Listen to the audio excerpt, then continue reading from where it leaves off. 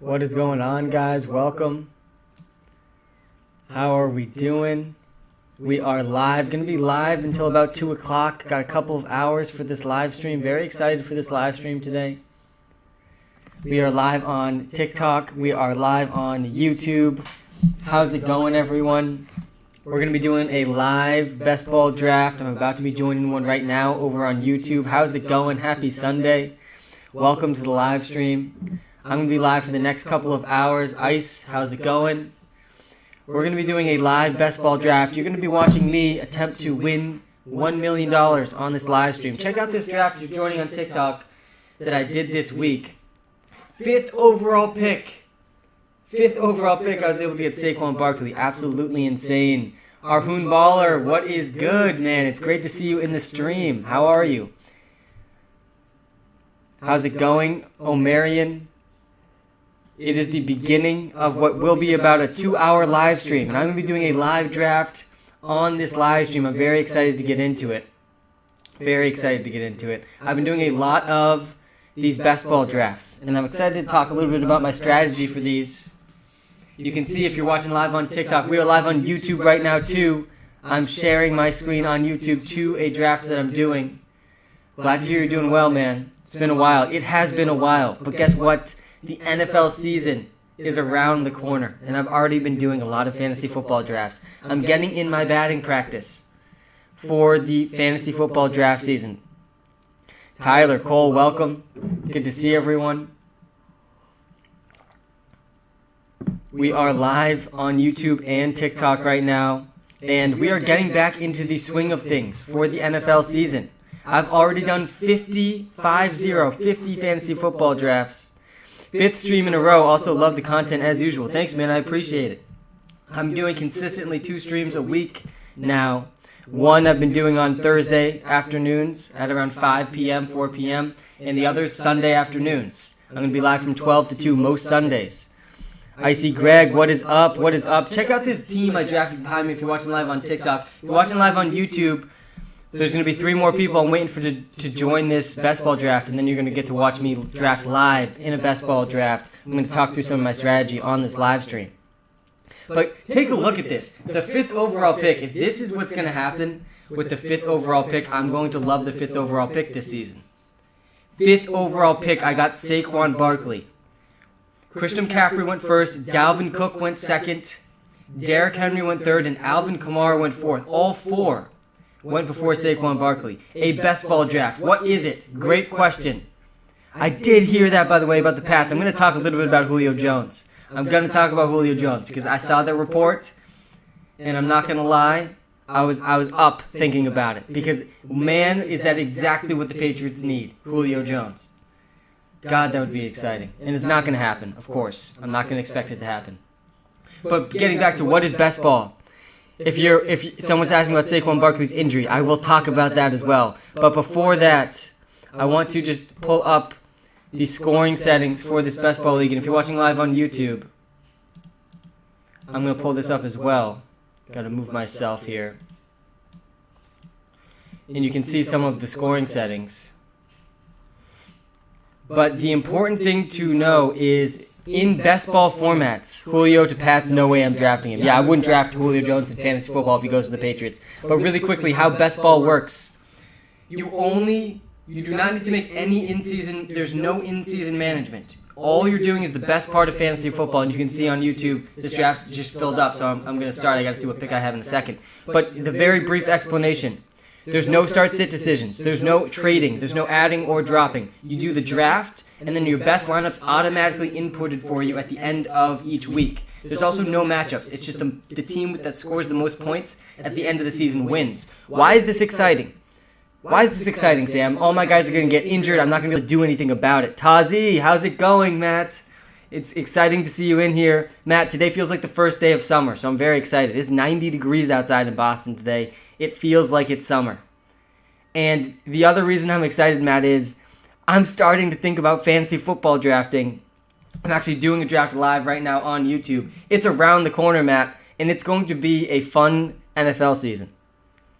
But the reason that I'm excited about the best ball tournaments and best ball drafting is this is a tournament, right? So I'm competing against thousands of people. And if I can come in first place, I can win the top prize, $1,001,001. That's what's up for grabs here. So I just got my pick. Let's see what pick I got. Looks like I'm getting I have the 12th overall pick in this draft, so this will be an exciting one. That's good, though, because I'll get to wait a lot of time in between picks so I can talk a little bit. What's your YouTube? Our YouTube's WalterPicks. YouTube is WalterPicks. It's also linked in our TikTok bio. Why does it say Saquon average draft position is round 3? No, that's not what it said. This is 3rd overall. This meant Saquon's average draft position is 3rd overall. He's between pick 3 and 4 in most drafts. That's what this means. This is the overall pick, not round. I got him at pick 5 in this draft, though. I mean, if you're getting Saquon Barkley and with the 5th overall pick, that is absolutely insane.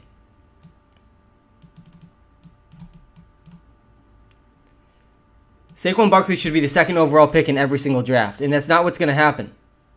That is not what is going to happen.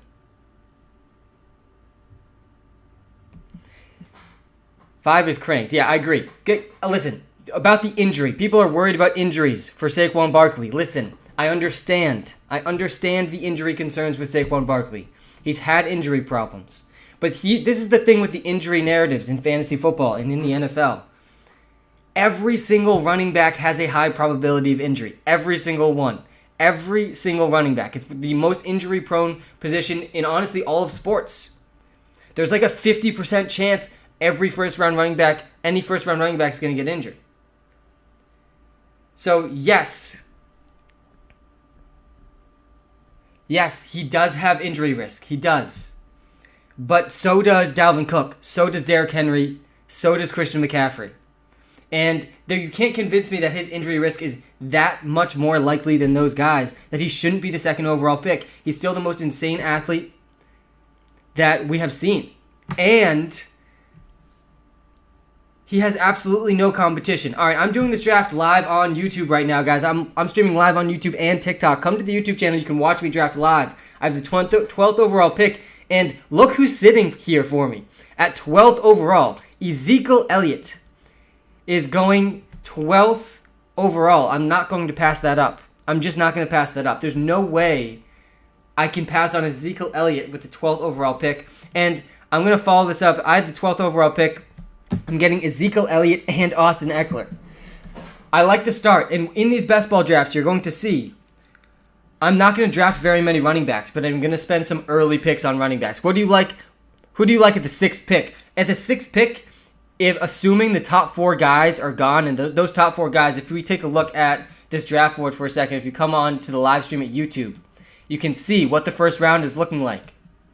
Come take a look at this. Over on YouTube, WalterPicks on YouTube. Link is in the TikTok bio as well, if you're watching live on TikTok. I'm going to try to answer a lot of your questions. I am drafting live right now, though. I have the 12th overall pick, so I'll have plenty of time to answer some questions, though. But if you take a look at this draft, the first 4 picks are almost the same in every single draft I've done. Christian McCaffrey goes 1st overall. I think Saquon should go 2nd overall, but he has not been going 2nd overall. Dalvin Cook goes 2nd overall in most drafts. Then Derrick Henry, then Saquon Barkley. Sometimes Saquon is 3rd, like it is in this draft that I'm doing right now.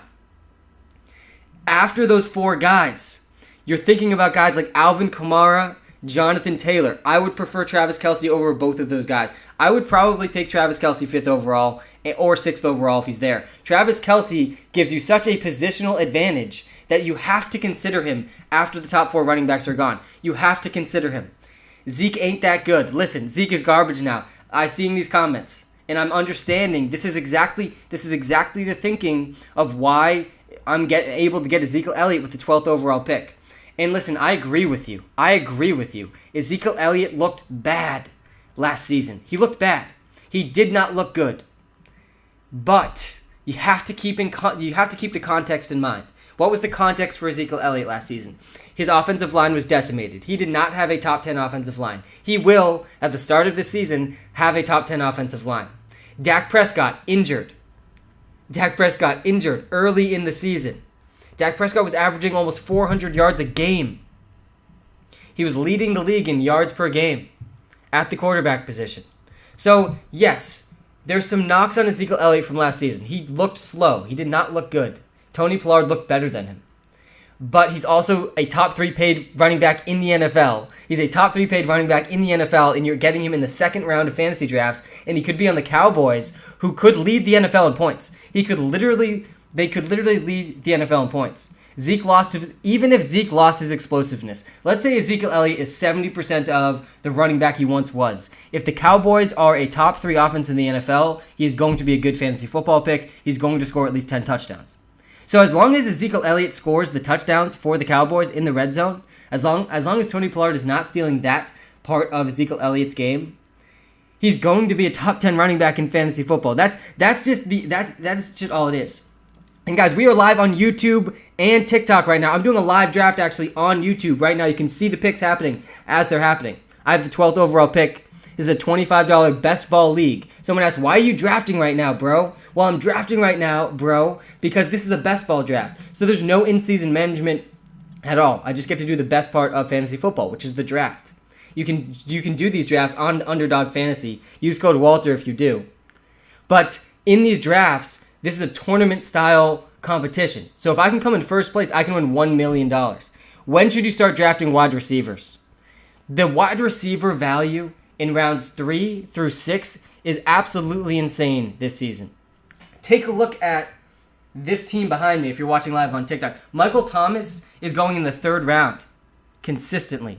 And if you're watching live on YouTube right now, Michael Thomas just went in the middle of the 3rd round. That's insane value. Michael Thomas is going to see at least 150 targets. Yarjma, how's it going, my man? Hot take, Fields will be a top 10 QB. Definitely possible. Kittle ADP. George Kittle's going at the very end of the 2nd round or beginning of the 3rd round in 12-team leagues. I'm about to be on the clock here with the 12th overall pick. I started this draft on YouTube that I'm doing right now live. Again, you can come to YouTube if you want to watch this live draft I'm doing. WalterPicks on YouTube. Link is in the TikTok bio as well. And I started this draft with Ezekiel Elliott and Austin Eckler. And now coming back around, here's what's available. The running backs, look at the running backs left. There's just not good running backs left. You're watching live on YouTube. Myles Gaskin is the top running back available. This is my 3rd pick. It's the end of the 3rd round. People love to hate on Thomas. I'll take him. Yeah, I would absolutely love to take Thomas as well.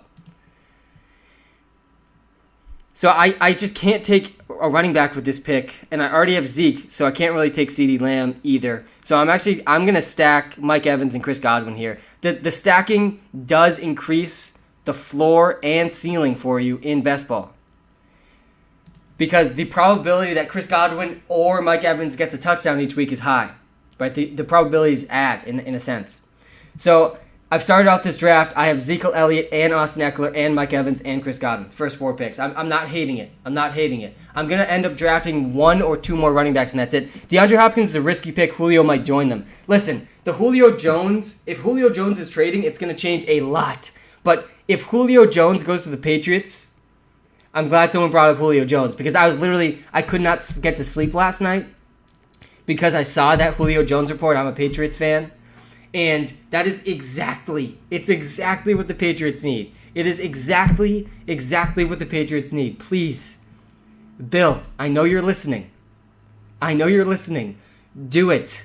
I don't care what it takes. Get Julio Jones onto the Patriots, and you are a Super Bowl contending team. Your offense will be able to put up points, and you no longer are going to be requiring Nelson Aguilar or N'Keal Harry or Kendrick Bourne to be your number 1 receiver. And listen, I don't think Julio Jones is going to be on the Patriots. I think Julio Jones is going to end up staying with the Atlanta Falcons. I don't think the Falcons are going to get as much as they would want if they actually are considering trading him. So I think Julio Jones is going to stay. Trash take, Walter. Rob, my name's actually Sam. Classic mistake, so don't worry about it. My name is Sam. I built an artificially intelligent algorithm. His name is Walter. He powers the WalterPicks app in the iOS App Store. That is the algorithm we use to dominate fantasy sports. It gives us ceiling and floor projections for every player, every week, and every season. That's what Walter is. My name is Sam. Sam, guess who graduates in 3 hours? Let's go, Yarjma. Congrats, man. That's super exciting. Julio, I hope it's you, by the way. I didn't guess. I know the AI is Walter. Julio to Titans. That would be crazy. What is the app? The app is called WalterPicks. WalterPicks on the iOS App Store. The link is in our bio. And I'm going to go back to the draft view here for people watching on live on YouTube. Take a look at how this first 4 rounds is shaking out. Again, I'm in a live draft right now on YouTube. Come to the YouTube stream. The YouTube stream is great because it's a less spammy chat. It's just a less spammy chat. Jeremy Schoen, how's it going? Everyone watching live on YouTube, hit that like button, hit that subscribe button. Really do appreciate you tuning in. Take a look at this draft going on right here. Why wouldn't you take Julio? Listen, I have a lot of Julio Jones. Which is why I didn't take Julio Jones in this draft, and partially because there's not very many opportunities in these drafts. This is like my 55th one of these drafts. I've done a lot of these drafts. I'm going to do 150 in total. I'm going to max out the entries. I'm actually going for the $1 million prize. I think I have a legitimate chance to win $1 million in this best ball tournament. And stacking Mike Evans and Chris Godwin is just not something I'm going to get the opportunity to do very much. And hopefully I can draft Tom Brady on this team too. The team that leads the NFL in deep targets per game, deep pass attempts per game. Any new additions coming to the WalterPicks app? You know it.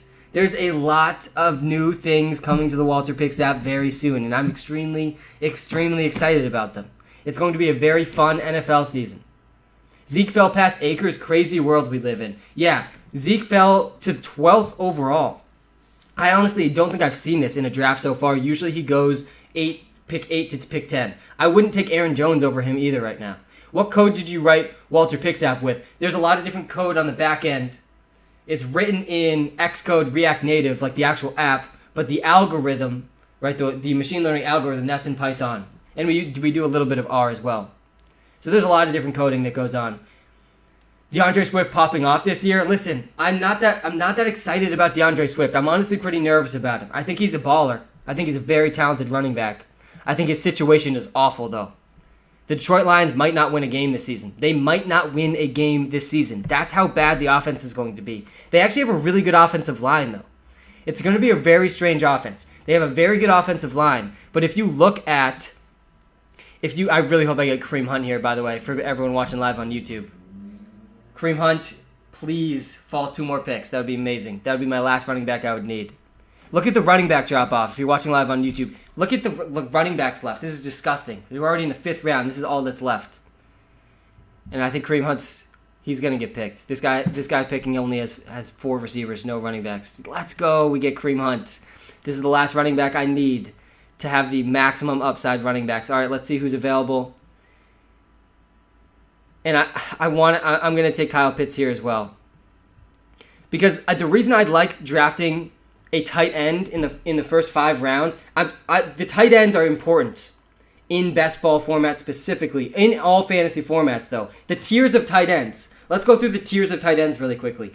Travis Kelce is in his own tier. He's in his own tier completely by himself. One of the best, if not the best tight end of all time, statistically, right now. He is giving you he's a top 10 wide receiver, basically, in fantasy football, in your tight end spot. It's just such an advantage that you need to be considering Travis Kelce starting at 6th pick overall, 5th pick overall. After the top 4 running backs go, you have to be considering Travis Kelce. In the 2nd round and 3rd round, you got to be considering Darren Waller and George Kittle, who are in the next tier. Darren Waller, I am going to have ranked above George Kittle in fantasy football this year because of the consistency that Darren Waller has. Darren Waller's floor is higher than George Kittle's floor. And don't get me wrong here, George Kittle is better than Darren Waller at football. I'm not saying Darren Waller is a better football player. What I'm saying is Darren Waller is a safer fantasy football asset. So I'm considering drafting Darren Waller in the middle of round 2, at the very beginning of round 3, definitely. But if I miss on those guys, I am down for Kyle Pitts, and I am down for Mark Andrews. But if I miss on those guys, I'm going to wait for the later rounds, and I'm going... it's May. It's May. Thoughts on Zero RB draft? Yeah, I'll show you a draft, Randy, really quickly, of Zero RB draft I did. It's May. I draft earlier and earlier every year. Normalize fantasy football drafting in May. But take a look at... Let's see if I can pull this up here. I got a lot of photos. I think this is it. Yeah, this is my attempt at a Zero RB draft in this best ball format. You can start with 4 very, very good receivers. Tyreek Hill, A.J. Brown, Keenan Allen, Julio Jones. Like, this is the type of start you can get if you go with Zero RB. And it gives you a very high ceiling at wide receiver and a very high floor. But you're going to have to pick the right running backs. That's really what it comes down to with the Zero running back strategy. And this is not my common draft. I think I've done about 55 drafts so far. I've done this maybe a few times. Because it's worth sprinkling in my opinion. It can't be your primary strategy. Hey Sam, thoughts on Irv Smith this year? Yeah, I do have thoughts on Irv Smith. I think there's some upside there. He has athleticism, but he's still going to be the number 3 passing option in the offense. And it's a run-first team. So I'm just not that excited about Irv Smith. Honestly, there's very few tight ends that I'm excited about after Tyler Higbee. Tyler Higbee's the most obvious breakout tight end of the season. He's getting the Matthew Stafford upgrade. He lost Gerald Everett. So he's now going to be an every down tight end with a significantly better quarterback. So I like Tyler Higbee a lot. After Tyler Higbee, I'm really not excited about any of the tight ends. And any tight end breakout after where Tyler Higbee is picked, which is around round 7 to 10, they're all probably going to be terrible, honestly. That's just what the tight end position is. That's just how fantasy football tight ends are going these days. Hey Sam, thoughts on Tj Hawkinson? Yes, Tj Hawkinson is before the Tyler Higbee tier for me. Because Tj Hawkinson is basically the only Detroit Lions player that I'm drafting. Because Tj Hawkinson is the best receiver on his team. Look at the wide receiver depth chart. Look at the wide receiver depth chart for the Detroit Lions. It is honestly hilarious. Brashad Perriman is their top receiver. Tyrell Williams and Quintez Cephas. These are their top 3 wide receivers. They're all basically the exact same type of player. They're like maybe they could be a good wide receiver 3 on some teams. That's their top 3 receivers. All of them are like maybe a wide receiver 3. They run vertical routes, nothing else. Quintez Cephas, Tyrell Williams, and Brashad Perriman. This is who Tj Hawkinson is competing with. So yeah, I like Tj Hawkinson for that reason alone. But again, the Lions are going to get destroyed this season. They might not win a game, even with a good offensive line. Thoughts on Ryan Tannehill? Yeah, Ryan Tannehill is there's so many good late round quarterbacks. He's one of them. He's sliding a lot because he has AJ Brown. He's on a run first team, and then that's it. Who's going to be number 2 in receiving for the Titans? Is it going to end up being Julio Jones? Thoughts on Brandon Ayuk, the bazooka? Yes, I'm in on Brandon Ayuk this season. I think he's going to ball out. The biggest concern for the 49ers passing weapons, though, is Trey Lance. Because if Jimmy Garoppolo is the quarterback, we kind of know what to expect. And they can be really good fantasy options. But with Trey Lance, it's just not as clear. I think they're going to run the ball a lot more with Trey Lance. And I'm on the clock here. I'm going to end up taking Brandon Cooks with my first pick. And I could go quarterback, but I'm not going to go quarterback yet. I'm going to go with another receiver. I don't want to get Michael Gallup because I already have Ezekiel Elliott.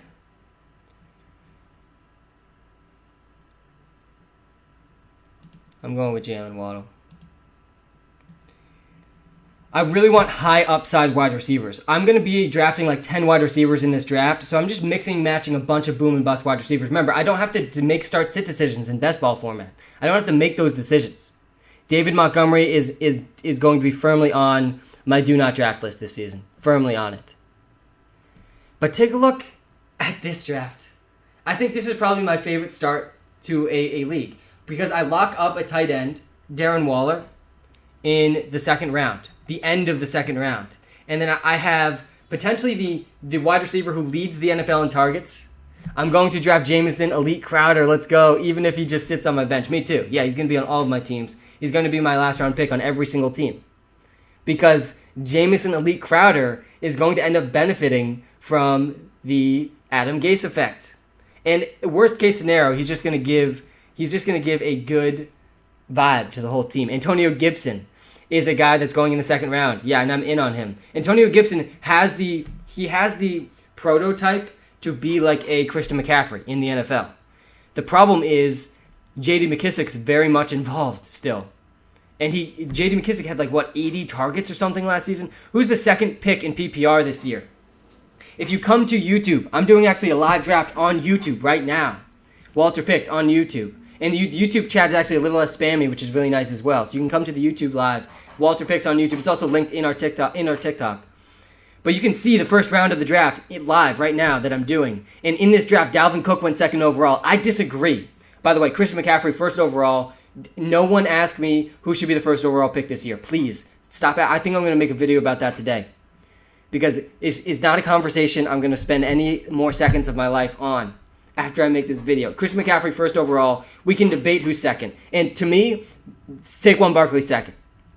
Saquon Barkley second. I'm not worried about the injury more than I'm worried about injuries for other running backs. Anthony Ferguson is definitely a sleeper. Yeah. If I miss Tyler Higbee, honestly, that's one of the guys that I'm waiting for. And you can get him very late. There's no more Jonnu Smith, and there's no receivers for the Titans right now. Ferguson could score 8+ touchdowns. Like, that's within his range of outcomes. How are you already drafting? I'm already drafting because of this great app called Underdog Fantasy. And how this works, this is a best ball league. So there's actually no in-season management. It's an 18-round draft, but that is just the draft. It's just the draft. And your best lineup's automatically inputted for you. And it's a tournament style. So I'm in a league with 12 people. But if I win that league, then I compete against other people who won their league. And if I can beat them in weeks 16 and 15 and 14, then I can win a $1 million prize. So this is why I'm drafting now. Because I'm going for this right here. And you're all witnessing this live on YouTube. On TikTok, I know I'm pointing on YouTube to nothing. But there's a $1 million prize that I'm going to try to win. And I'm going to be doing 150 total of these drafts. They're $25 a piece. Dalvin is in a run-first offense. Yes, he is. I would still prefer Saquon Barkley over Dalvin Cook. The reason I would prefer Saquon Barkley over Dalvin Cook, I think the ceiling for Saquon Barkley is higher. I think you can argue that the floor for Dalvin Cook is higher, though, than Saquon's. Cam Akers hype. Yeah, I'm all in on the Cam Akers hype. Guys, Cam Akers was getting 30-plus carries a game at the end of last season and throughout the playoffs, and there's no more Malcolm Brown either. He only is competing with Darrell Henderson. Hey, Sam, haven't been on in a while. Hope you've been doing well. Thanks, man. How do you feel about Saquon at the 5th pick in the draft? Do you think he's still a 3-down back? Yes. Yes, I do.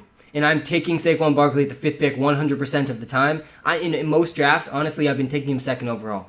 I've been taking him before Dalvin Cook and Derrick Henry. And you can disagree with this one. I will understand if you take Dalvin Cook over Saquon Barkley. I will understand if you take Derrick Henry over Saquon Barkley. But at 4th overall, if Saquon Barkley's there, you need to be drafting him. You need to be drafting him. Should I draft Deshaun Watson? No, you shouldn't. There's a very good chance he gets suspended or doesn't play at all. So I'm out on Deshaun Watson. All right, I'm about to be on the clock again. Let's see what's available here. I haven't drafted a quarterback yet. Joe Burrow is around.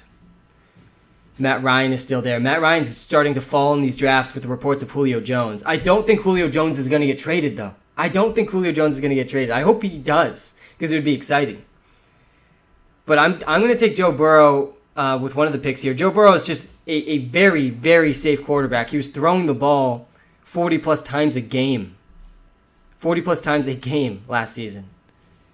And I already got Jalen Waddle, which makes me kind of want Devontae Parker. But I'm also considering Corey Davis. I'm going to take Corey Davis. Hopefully I can get Zach Wilson late. Zach Wilson is a guy that I really like late in these drafts. Because Zach Wilson has the rushing upside. And he's also going to be on a team benefiting from the Adam Gase effect. And the nice thing about the Jets in these best ball drafts is I'm going to be able to get Elijah... I'm going to be able to get their rest of their receivers, Elijah Moore, Denzel Mims, and, of course, Jamison Elite Crowder later in the draft, which is going to be a really cheap stack for me. So that's part of the reason I like the Corey Davis pick here.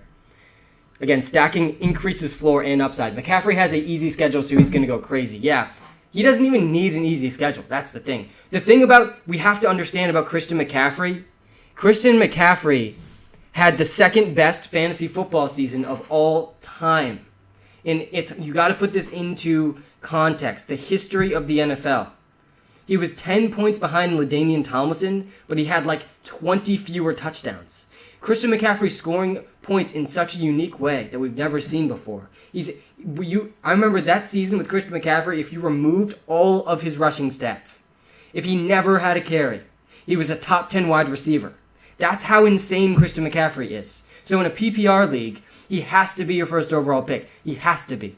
He has to be. There's no conversation about it. Dobbins or CeeDee Lamb. I would go Jk Dobbins solely because there's less running backs. There's just less good running backs. And Jk Dobbins is on what was the number one rushing team in the NFL for like 2 straight seasons. So the floor is there for Jk Dobbins. The problem with Jk Dobbins is he just doesn't catch any passes. Lamar Jackson does not throw to his running backs. He doesn't throw to his running backs. Jk Dobbins is not going to, he might not surpass 20 catches, but he's probably going to score 10 plus touchdowns, and he's going to get at least 10 carries a game behind a very, very good running team.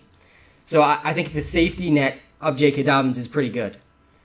James Robinson is a guy that I'm just definitely not going to be in on in fantasy football. Teams tell you what they're thinking two times a year. They're 2 times a year. We know what the front office of teams is thinking, what the coaching staff is thinking. It is in free agency with where they allocate their money, and it is in the draft with how they allocate their draft picks. This tells us a lot about what teams think, and the Jaguars selecting Travis Etienne tells us a lot about their plans for James Robinson. And it lowers his floor and ceiling to a point that he is going to be firmly on my do not draft list. Even though I'm disappointed because I love James Robinson, and he just had the best undrafted rookie running back season of all time. Who will have a breakout year? Listen, I'll tell you who's going to have a breakout year. One guy that I'm very, very confident about, and that is Ja'Marr Chase. Ja'Marr Chase has a very unique opportunity as a rookie to play with the guy that he played with in college and on a team that's going to throw 40-plus passes a game. Ja'Marr Chase is one of the safest picks in fantasy football drafts, but also has this insane ceiling. Someone asked, Rashad Bateman or Devonta Smith? It is definitely Devonta Smith. Guys, Devonta Smith is one of the best prospects I've ever seen. The only knock on Devonta Smith is his size. It's literally the only knock. He's done everything. He's checked every box. He's an elite. He has elite speed. He had amazing production in college. At a young age, he broke out very young. Very high draft capital. He checks every box. Very little competition for targets. He checks every box. Rashad Bateman, by the way, I like him. I think he's a very exciting player, but he's on a team that just doesn't throw that much. There's just not consistent wide receiver volume on that offense. CMC is the best running back in the league. Yeah, he is. Are you high on Najee Harris? Yes, I am. And I posted a video that got Steelers fans very upset after the draft. But I don't think Najee Harris was the right pick for the Steelers in terms of the NFL sense. But in terms of fantasy football, yes, I'm all in on Najee Harris. Because Najee Harris is one of a few running backs that has a chance at over 300 carries. Ridley's value if Julio goes somewhere is basically the same, I think. Calvin Ridley is a top 10 wide receiver in fantasy football with or without Julio Jones. And that's really just a testament to how good Calvin Ridley is. Let's see what we're looking at with this pick. What wide receivers are going to be available here? Yeah, I'm gonna end up taking Elijah Moore and Denzel Mims, I think, with these 2 picks. We're in the 11th, 12th round. WalterPicks, Dobbins or Najee Harris? I would lean towards Najee Harris. Najee Harris is going to be drafted before Dobbins in most drafts as well. So I'm definitely down for Najee Harris. Najee Harris just has such a high floor, and Najee Harris might get more receptions than Jk Dobbins too. How would you prepare for a draft? This is what I would do. I would take out my phone. I would go to the App Store. I would type in WalterPicks. I would download that app. I would subscribe to that app. It's like $5 a month. And then I would just use that app, the draft tool, and all of the in-season tools to just completely dominate my fantasy league. That's what I would do to prepare for my draft. Because the app has done all the work for you.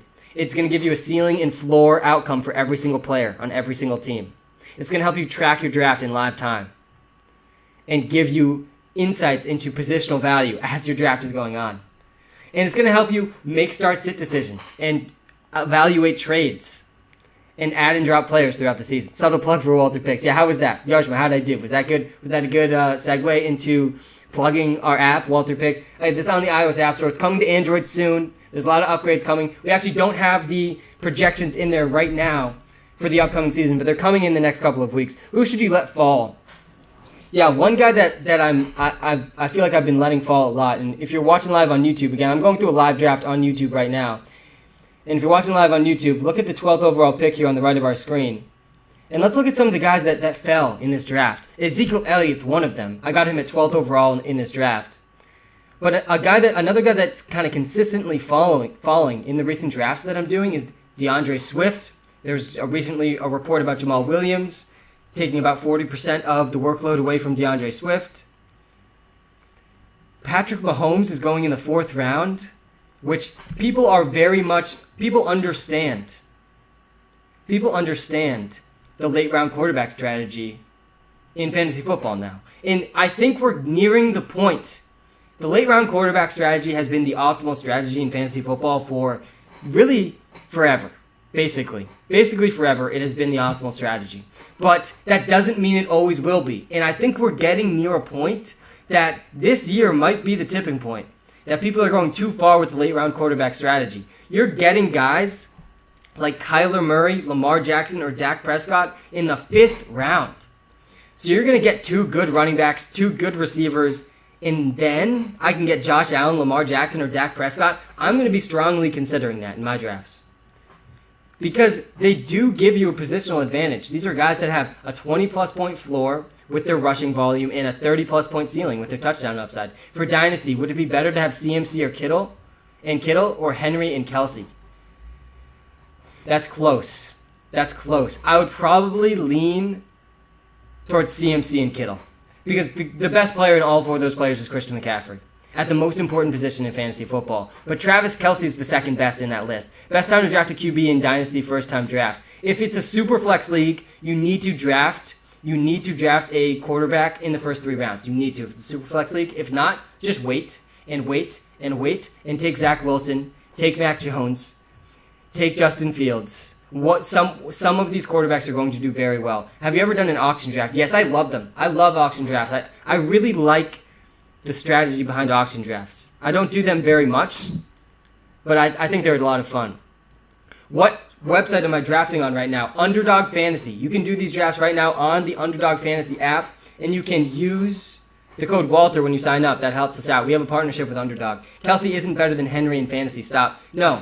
Kelsey is not better than Derrick Henry in fantasy football. But in terms of positional advantage, they're very similar values. Derrick Henry's going about 4th overall pick. Travis Kelce's going about 6th overall pick. So it's closer than you think. And the thing with in Dynasty, you got to remember, this was a Dynasty fantasy football question. Running back's lifetime in the NFL is much, much, much smaller than the lifetime of a tight end. Derrick Henry will be good for 1 to 3 more years. And then he will probably start to phase out of the NFL or not be getting the volume that he's getting now. Travis Kelce could legitimately play for 5 more years. 5 years of Patrick Mahomes' prime career and continue to be a top 10 pick in fantasy for the next 5 years. All right, I'm taking Jameson, Elite Crowder here so I can finish out my stack of New York Jets wide receivers.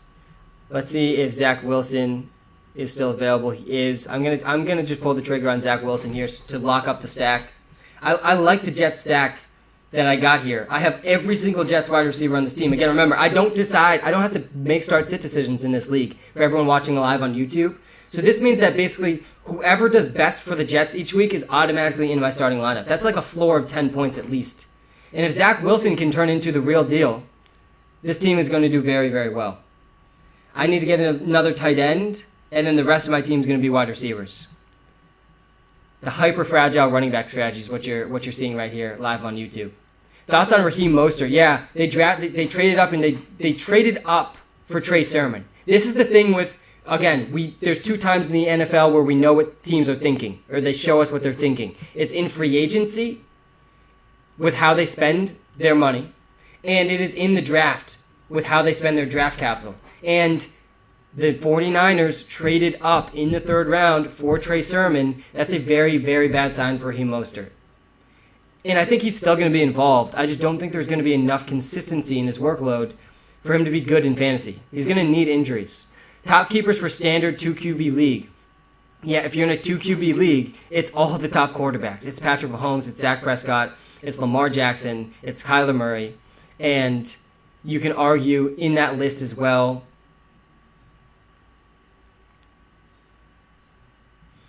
is Josh Allen. That's the one I was missing. Those are the top. They're in the top tier of quarterbacks. It's Patrick Mahomes, Kyler Murray, Josh Allen, Lamar Jackson, Dak Prescott. All 5 of those guys are in tier 1 of quarterbacks in fantasy football, and you're getting them actually pretty late. You're getting them pretty late in fantasy, like rounds 4 and 5. I'm so scared to graduate. No, don't be scared, man. Graduation is exciting. Big changes are going to come. But you've accomplished the kind of like a phase of life, so that's very exciting. Not everyone is able to graduate, high school or college. So you should definitely be excited about it. Thoughts on Ryan Tannehill? Yeah, I think Ryan Tannehill is a guy that I'm not going to have that much of in fantasy because he's on a run-first team. But he definitely has weekly upside because A.J. Brown is going to be a top 5 wide receiver in the NFL this season. A.J. Brown, what he did last season was astronomical. And he had 2 injured knees. He was literally told, stop playing in week 2. And he said, nah, I'm just going to go. I'm going to be a top 10 wide receiver this season with 2 bum knees. That's how good A.J. Brown is, which is why Ryan Tannehill is exciting. I have Mostert, Jeff Wilson, and Trey Sermon in Dynasty. Is that good? Yeah, I like that. I like that approach. Because none of those 3 guys cost that much. Right? You didn't have to spend that much draft capital probably acquiring them. Mostert, Jeff Wilson, and Trey Sermon. Same thing in a best ball format. I've done that a few times in my best ball drafts. Because you're acquiring a very valuable backfield. The 49ers are a good running team, especially Dynasty. When Trey Lance takes over the starting quarterback role there, that's going to be an amazing backfield in fantasy football for running backs. So I like the strategy a lot. Joe Mixon or Antonio Gibson or Austin Eckler. It's to Austin Eckler, and it's honestly not close. Austin Eckler has Alvin Kamara upside this season, guys. Austin Eckler is in the best situation he's ever been in. Favorite rookie in fantasy, it's Jamar Chase. Jamar Chase is my favorite rookie in fantasy football. He's more of a lock than Kyle Pitts. Kyle Pitts is being picked before him. Najee Harris is being picked in the 2nd round. He's also kind of a lock. He could see 300 carries. But I think my favorite rookie is Jamar Chase because of where I'm able to get him. 5th, 6th round of fantasy drafts. He's going to be on a team throwing the ball 40-plus times a game with a very good quarterback who he played with in college. Jamar Chase did better than Justin Jefferson in college when they were on the same team and Jamar Chase was 2 years younger. Think about that. Insane. I'm not saying he's going to be better than Justin Jefferson because that would be an insane thing to say. But that's still a very big testament to how good Jamar Chase is. All right, YouTube, do you think I should go with Cole Kmet or Jared Cook as my second tight end behind Kyle Pitts? I'm interested in what we're saying here. Jared Cook or Kyle Pitts? What are we thinking? YouTube live stream. We got 16 people watching live on YouTube. Hit that like button, by the way, if you're watching live on YouTube. I appreciate you. I'm deciding between Jared Cook and Cole Kmet. Jeremy, you're saying Cole Kmet. I'm gonna go with you, Jeremy. I'm drafting Cole Kmet. Look at this run of tight ends we just had. A lot of people saying Jared Cook. Let's see if there's any decent receivers available. Not really. So I'm just going to draft both of them. Hopefully one of them works out and can support in a few weeks where Kyle Pitts is not good. I'm going to need Kyle Pitts to be very good for this team to work out. I now have 2 picks left, and they're both going to be wide receivers. So I'm going to end this team with a lot of wide receivers, which is good.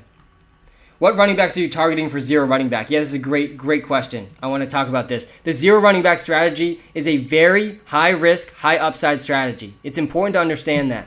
It is a high-risk, high-upside approach, and it only will work for those that don't know what the zero running back strategy is. This is basically saying I'm not going to draft running backs in the first 4 to 6 rounds. I'm going to get very good wide receivers, very good quarterback, very good tight end before addressing the running back position.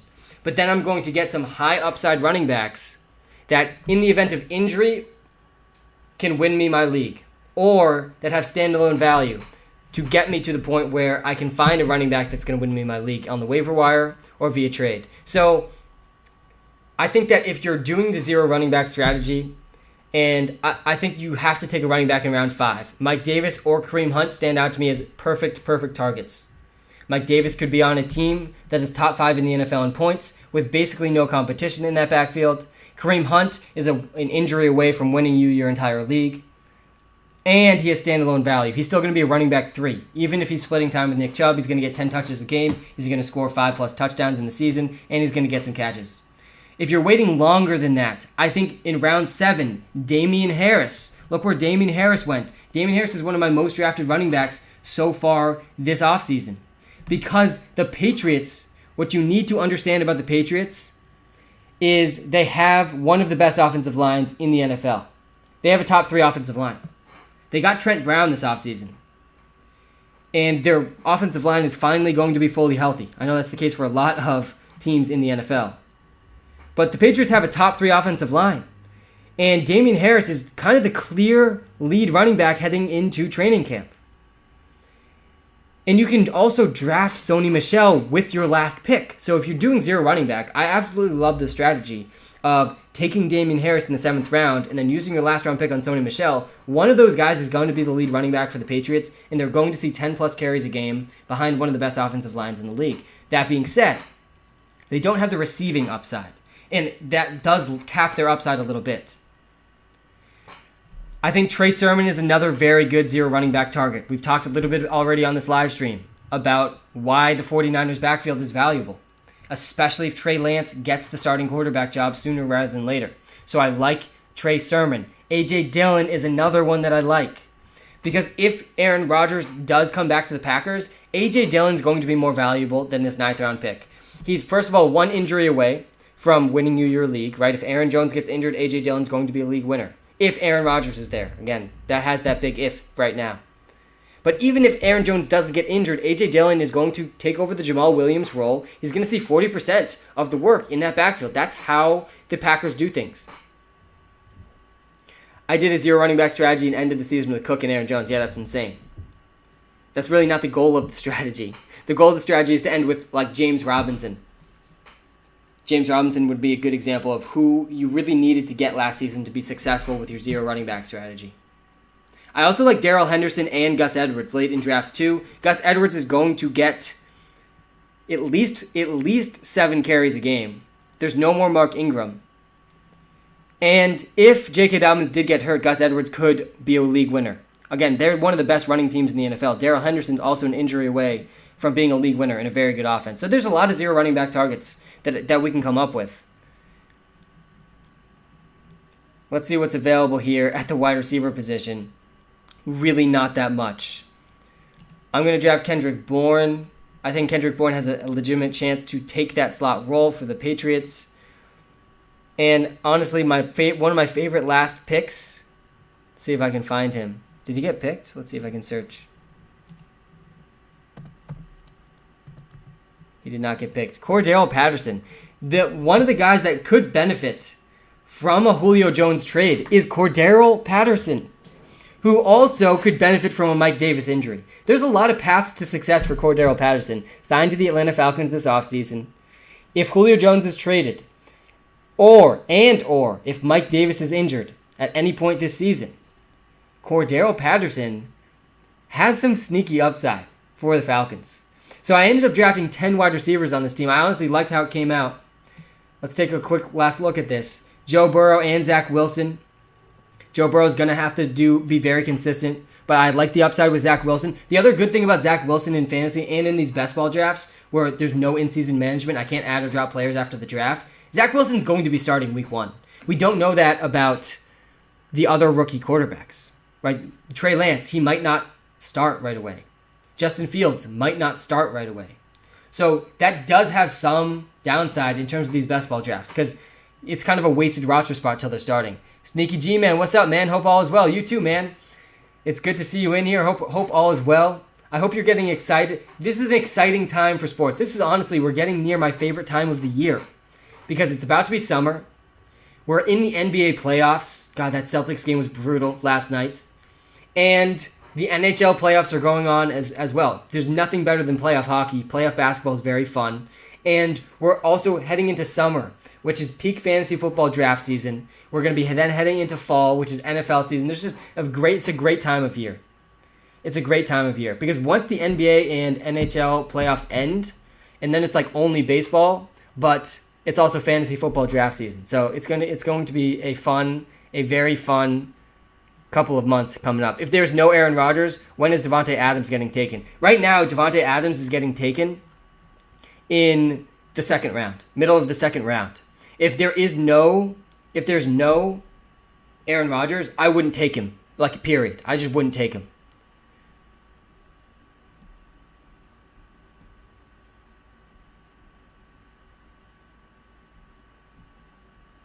Willing to pay, too. I don't know what that means. Where is Devonte Adams? Yeah, that's where Devonte Adams is getting drafted. I definitely would not want Devonte Adams if Aaron Rodgers is not there. That's why I just have been avoiding him. The Aaron Rodgers situation, though. Like, a few weeks ago, it seemed like there was a very good chance he wasn't returning to the Packers, and now it seems like there's a very good chance he is. So you just got to stay up to date and understand what you think is going to happen. I think there's a good chance that he does stay in Green Bay at this point. Thoughts on Christopher Herndon? Listen, Christopher Herndon has been the breakout option for 3 straight years. It has not happened, but this could be the year. This could be Christopher Herndon's year, and it wouldn't surprise me. Because there's a lot of receivers on the Jets: Corey Davis, Elijah Moore, Jameson Lee Crowder, and Denzel Mims. But none of those guys are amazing. Glad to see you're streaming again. Kyle, thanks, man. It's been great to get back on the stream. We've been streaming twice a week on TikTok and YouTube. Going to continue, try to be consistent with it, Kyle. Consistency is key. So I'm going to try to be consistent with it. We got another 40 minutes in this live stream. I'm actually going to join another draft soon, so you can at least watch me start another draft before we wrap up this live stream. If you're watching live on YouTube, I'm showing literally on YouTube right now the percentages of, I've done 55 drafts so far. 65 drafts, 65 drafts so far. I'm going to do 150. And I'm showing live on YouTube right now. If you come to the YouTube stream, WalterPicks.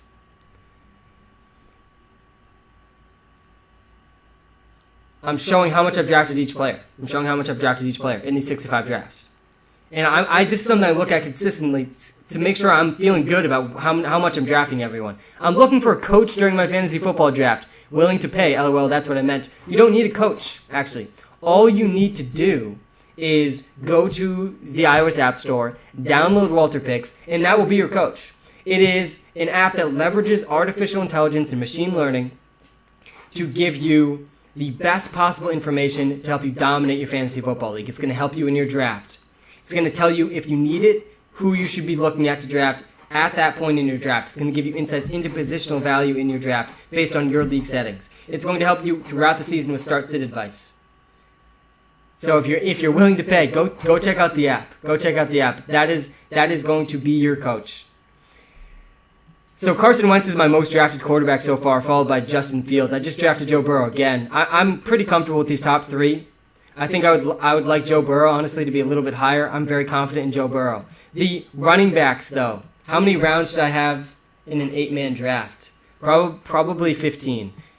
Probably 15 in an 8-man draft. My most drafted running back so far is Kareem Hunt, followed by Austin Eckler. I'm getting Kareem Hunt and or Austin Eckler in about a third of drafts. Damien Harris is number 3. I talked about why I think Damien Harris is one of the most obvious sleeper candidates in fantasy football already on this stream. But guys, Austin Eckler has top 5 upside. I have the 5th and 6th pick in the draft in a 1-1-3 PPR. Who do I get? I don't know what 1-1-3 means. Was planning on Saquon Adams. Yeah, I would definitely get Saquon Barkley with the 5th overall pick.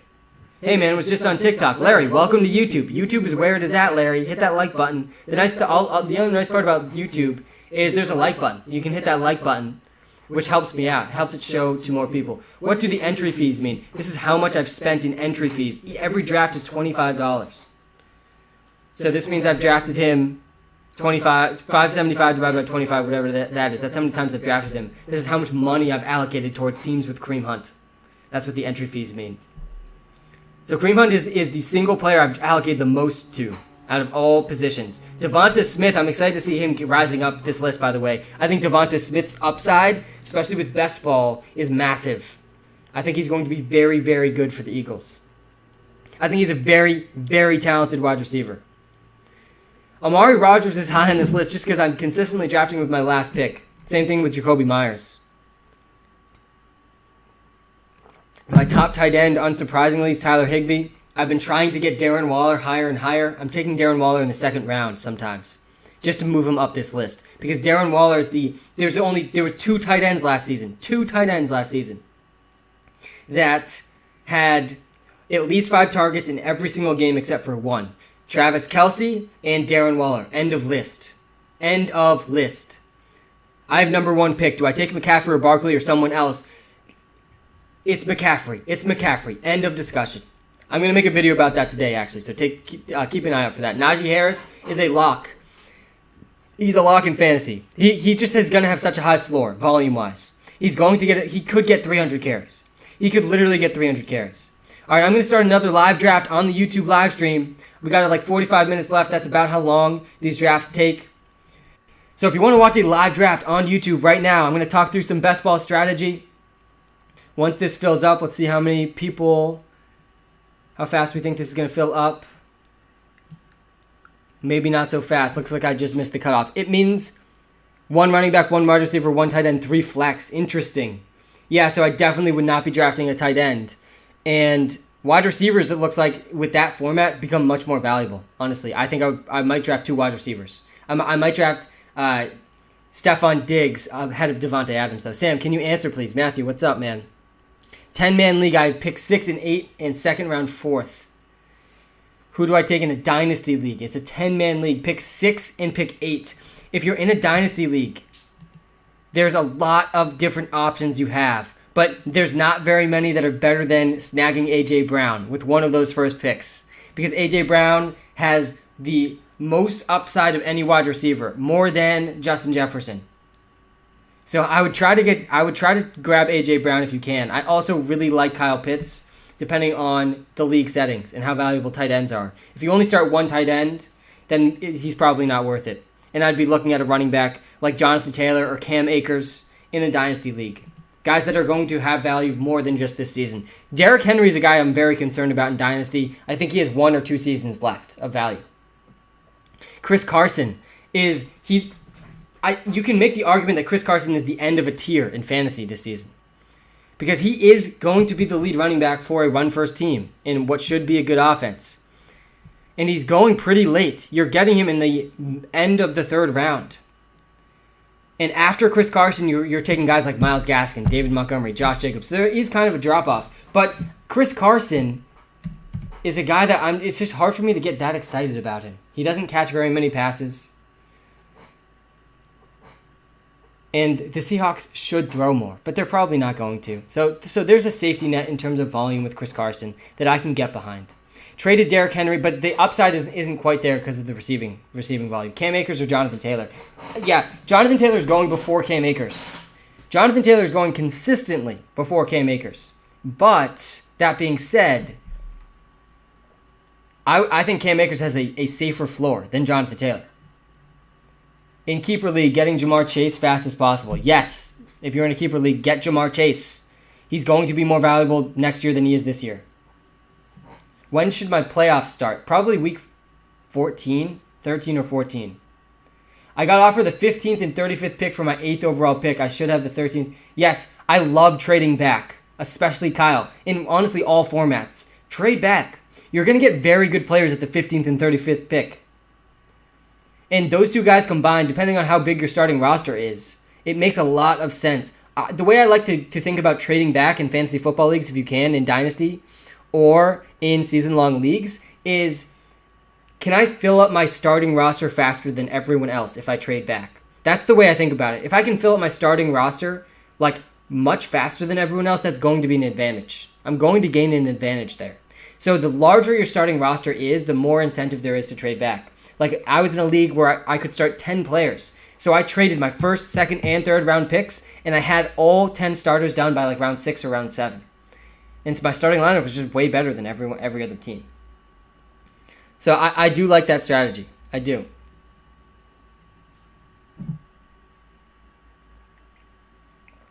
Sorry about that, TikTok. Good idea to take Eckler late first. Yeah. He's my 3rd most drafted running back so far. He's probably my favorite fantasy football running back this season. And yes, you should. Hey, what is good, Fantasy Zone? How we doing? Been seeing some good content out of you lately, man. Keep it up. It is good to see you. We are getting closer and closer to the fantasy football season. So I hope you're getting excited. Eckler or Zeke in half PPR. Also love the content. Thanks, man. Ezekiel Elliott's probably who's going to get picked before Eckler in most drafts, but Austin Eckler is safer than Ezekiel Elliott. Austin Eckler is one of the safest picks in all of fantasy football. He has the offensive line. He has no competition. He's a fantastic receiver. He could have a Alvin Kamara-like season. I would rank them Austin Eckler. I would say Austin Eckler number 1, Ezekiel Elliott number 2, and Aaron Jones would be number 1 if I knew Aaron Rodgers was playing on the Packers, but I don't. So then I would go Nick Chubb, Aaron Jones. As soon as we know Aaron Rodgers has arrived at the Packers facility, then I'm going to rank Aaron Jones much higher. But until then, I'm just not in. I'm just not in on him. Both my running backs are CMC and Eckler. Yeah, that's amazing. Sports Clips Portal. That's amazing. You have a realistic chance to have the top 2 running backs in fantasy. That's how good Austin Eckler could be. And that's how good we know this man right here is. He has the second best fantasy football season of all time under his belt. Is Mike Davis a sleeper? He absolutely is. I don't know if you've seen that photo, but if you've seen the photo of Mike Davis's legs, we're in this part of the offseason. If you've seen this photo, you got to move him up your ranks. No, Mike Davis is in an offense that has legitimate chance to score the top 10 most points in the NFL. They could finish top 10 in points scored. He has no competition, and he's a good receiver. Not a good. He's a serviceable receiver. So, yeah, I'm in on Mike Davis. He's available in like the 4th or 5th round. I think I would prefer still Kareem Hunt over him because Kareem Hunt has that ceiling, if Nick Chubb gets hurt, of winning your league. But after Kareem Hunt, that's right when I'm taking Mike Davis. Eckler, Zeke, and Jones deserve to be thought of as mid-first-round picks. Yeah, they do. They definitely do. And I think, to me, the safest one is Austin Eckler because Aaron Jones has the Aaron Rodgers concerns, and Ezekiel Elliott, he might not be the best running back on his team. I still think he's going to get consistent volume, but you could argue Tony Pollard is better than him. And it honestly would not surprise me if he continues to outproduce Ezekiel Elliott. That being said, I'm happy to take all 3 of those guys in the first round. And I'm happy to take Zeke in the first round because even if Tony Pollard carves out some sort of workload for himself, Zeke could easily finish first overall in touchdowns scored at the running back position because the Cowboys' offensive line and Dak being healthy, the offense is going to be very good. Eckler injury concerns at all. I'm not worried about injuries. I don't do much injury analysis. I think the injury analysis is overblown in fantasy football space. And it's not because some players don't have more risk of injury than others. It's because every player has such a high injury risk, especially at the running back position, that it's hard for me to convince myself that a guy like Saquon Barkley or Austin Eckler have such a higher probability of injury risk that it makes sense not to draft them over other guys who still have a really high injury risk probability. Like, let's say every running back has a 40% injury probability, 50%. It's around there. So what, I'm not going to draft Austin Eckler because he has a 60% chance of getting injured while this other guy has a 50% chance? Like, that's not that big of a difference. And we don't know who's going to get injured. So let's stop pretending like we know who's going to get injured. We don't. We don't know who's going to get injured. Dalvin Cook, Derrick Henry are going before Saquon Barkley because of injury risks. But Dalvin Cook and Derrick Henry also have a very high chance of getting injured. So that's my take on it. That's my take on the injury stuff. I think the injury analysis is most helpful for in-season. Like, how long is it going to take for said player to come back with this injury? That analysis is really important in season. But leading up to the season with, oh, this guy has a higher chance of getting injured than this guy, I don't buy into that analysis. OBJ injury prone. Yeah, the Cleveland Browns passing attack is just not, it's so unexciting in fantasy football because for Jarvis Landry, it was almost like the perfect events for Jarvis Landry, sequence of events for Jarvis Landry last season. Odell Beckham gets injured and he still can't come through. Same thing with Austin Hooper. Neither of them really were consistent fantasy producers even without Odell Beckham Jr. And the reason is they're just a very much a run-first team. They have a team built around Nick Chubb and Kareem Hunt and a very good offensive line. And so the upside for both Odell Beckham and Jarvis Landry is just not that high from a season-long perspective and from a weekly perspective. Where do you value James Robinson after the ETN pick? Yeah, I don't have him valued very high. Because James Robinson he just has such a low floor. He needs to score touchdowns to be able to have value. And I still think he could get the red zone role. I think ETN might be stealing targets and third downs. And James Robinson might get the goal line carries still. But he's just not a guy that I'm that interested in. James Robinson right now, though, he's being drafted after Trey Sermon, after Chase Edmonds. I think I would prefer Damien Harris over James Robinson because Damien Harris could be the lead running back on his team. James Robinson is just going to have the injury hit. I don't understand is Keenan Allen. All his injuries aren't connected. Yeah, there's a lot of pseudo injury hate out there. It's one of honestly the easiest edges to gain in fantasy. The other easy edge to gain in fantasy football is looking at season-long numbers versus per-game numbers. And it comes, honestly, a lot back to this injury idea of we don't actually know who's going to get injured this season. And we didn't know who's going to get injured last season either. So if you look at a per-game basis, it's just a much more fair way to compare players who didn't play the whole season. Most people didn't play the whole season. So if you go at a per-game stat basis, it changes things. And it's a better way to predict the future. How many IR spots should I have on a 15-man roster? Probably one or two. Hopefully we won't have to deal so much with the COVID stuff this NFL season. Best wide receiver, your opinion, please explain fantasy-wise. Yes, Matthew, I like this question. Because the top tier of wide receivers is exciting this year. I'm going to answer this in two different ways. One receiver that I think is the safest wide receiver in all of fantasy football, that is just an absolute lock for 150 targets, for at least 6 touchdowns, at least 100 catches, and that's Deandre Hopkins. Deandre Hopkins has had 3 straight seasons over 1,100 yards, 3 straight seasons with 150-plus targets. On his new team last year with no offseason, he had 160 targets, 1,400 yards.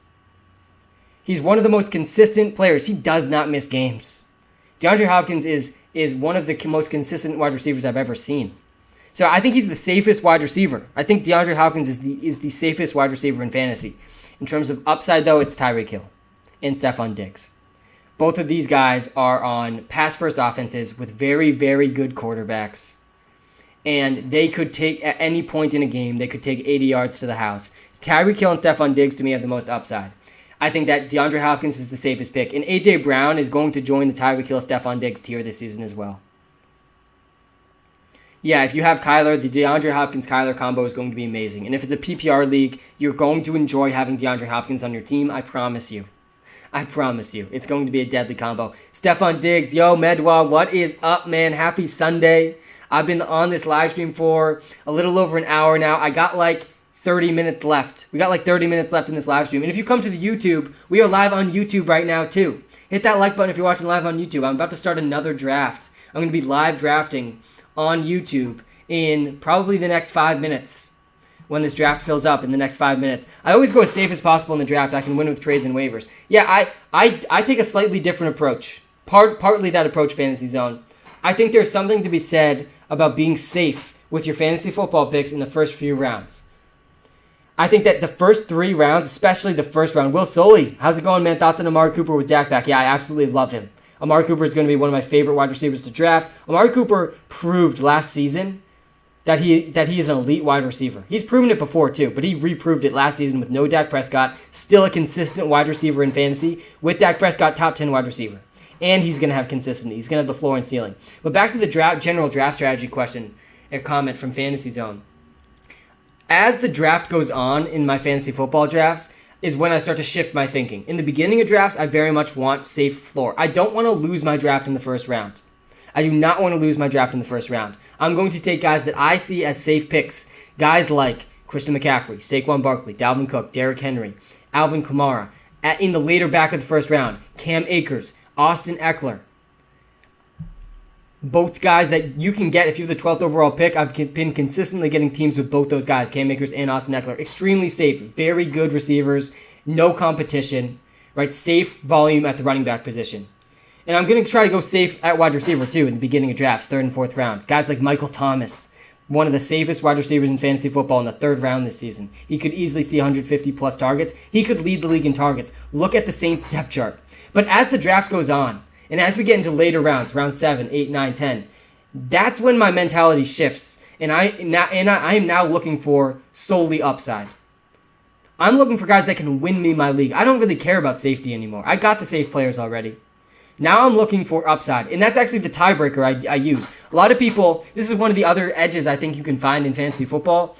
The most nonsensical tiebreaker that I see in fantasy football is bye week. I do not care about bye weeks literally at all. I'm not going to pick a player over another player because of bye week situations. I'm just going to pick the best player for my team. I'm going to deal with the bye weeks later. I can handle that later. Week 12 will come when Week 12 comes. I'm not going to base my draft picks around bye weeks. Does not make sense to me. What does make sense to me is later in the drafts is the deciding factor between two players is which player has more upside. Which player has more league-winning upside. That should be the tiebreaker. And I'm going to do that using the ceiling projections in the WalterPicks app that are going to literally tell me what is the best possible scenario for this player. That's what I use as the tiebreaker. Yeah, Kelsey is one of the safest players. You're basically getting a top 10 wide receiver at your tight end position. It's insane. If Julio gets traded, what do you think about his fantasy value? It depends where he gets traded to. If he gets traded to the Patriots, his fantasy value is going to plummet. But that being said, people are already kind of down on Julio Jones from the drafts that I'm doing. Right now, Julio Jones is going in the 4th round of fantasy football drafts. The 4th round. The thing about Julio Jones is he has never been bad. He has never been bad. He's actually always been great. Every time that Julio Jones has been on a football field, he's balled out. Julio Jones, when injured last year, right, he dealt with injuries, but when he was on the field, he averaged 86 yards a game. He was number 3 in the NFL in yards per route run. He was a top 3 efficient wide receiver when playing last year. And wherever he goes, he's going to continue to absolutely ball out. So I'm probably going to talk myself into Julio Jones, wherever he ends up being, whether that be the Falcons, the Patriots, wherever. Because I feel like the cost that it's going to take to acquire him is not going to factor in his upside enough. If he can get a full season in, he's going to go for 1,000 yards, almost regardless of where he is. That's how good Julio Jones is. Julio Jones is a Calvin Johnson type player. Julio Jones is already cemented, in my mind, in the Hall of Fame. That's how good Julio Jones has been. And if he can stay healthy, I think he can still ball out. I know he's old, but he still was productive last season. He just had to deal with some injuries. What kind of leagues are you mock drafting for? I'm not mock drafting. I'm real drafting. I don't like mock drafts because they're not real. They're not real drafts unless there's money behind them. Like I can't really get anything out of a mock draft unless there's actual money behind it. And maybe that's just me being a degenerate fantasy football player. I'm not sure. But these are real drafts. This is a $25 league, best ball league.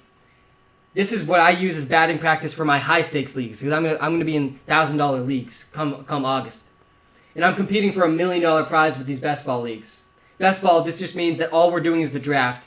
Our best lineups are automatically inputted for us. There's no in-season management. All we got to do is the draft.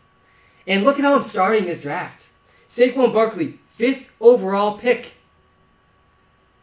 Why are people letting him slide to the 5th overall pick? I do not understand, but I'm not going to complain when I have the 5th overall pick and I get Saquon Barkley. Deandre Hopkins, again, I think is the safest wide receiver in all of fantasy football this season. He's had 3 straight years with 150-plus targets, 3 straight years with at least 1,100 yards. In his first year on his new team with no training camp, no offseason, he had 160 targets and 1,400 yards. How much is your app? Good question. My app is $5 a month currently. $5 a month if you do the annual plan. The price actually could be increasing soon. So if you want to sign up now, you'll get a whole year at that price point. And by the way, don't worry. If you're currently subscribed, the price will not increase. We'll grandfather anyone in with any increase in price. But what the app will help you do is going to help you dominate all of your drafts. It's going to help you dominate all of your drafts. You're going to use the draft tool for your draft. It's going to give you a floor and ceiling outcome for every single player. Just tap on 2 players, it'll compare them for you. We don't have next year's projections in there yet. It's coming in the next couple of weeks, though. It's also going to help you with start-sit decisions throughout the entire season. Again, giving you boom and bust probability each week. It's going to help you analyze trades with our dominant trade analyzer. We also have a dynasty trade analyzer in our app now to help you dominate dynasty trades. How do you approach auction drafts?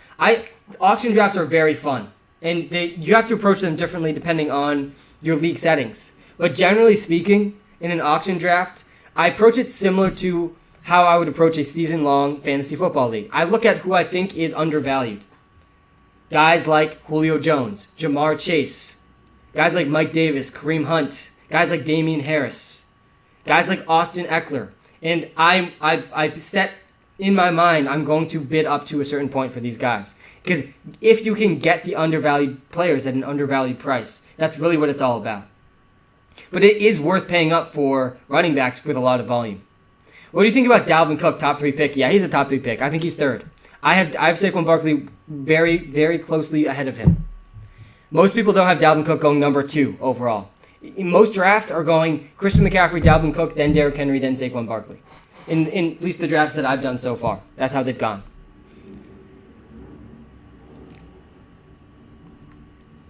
Sam, you're kind of cute. Thanks, man. With picks 6 and 8, getting D-Hop and Eckler, will that be good? Yes, that would be very good. That would be very good. I think pick 6, though, you got to be considering Travis Kelce as well.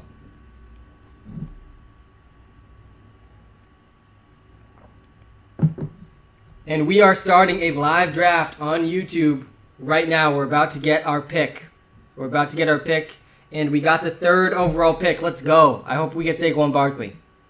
I really hope we get Saquon Barkley. If you're watching live on YouTube, we're about to start another draft. After this draft, we'll be ending the stream. We got like 45 minutes left in the stream.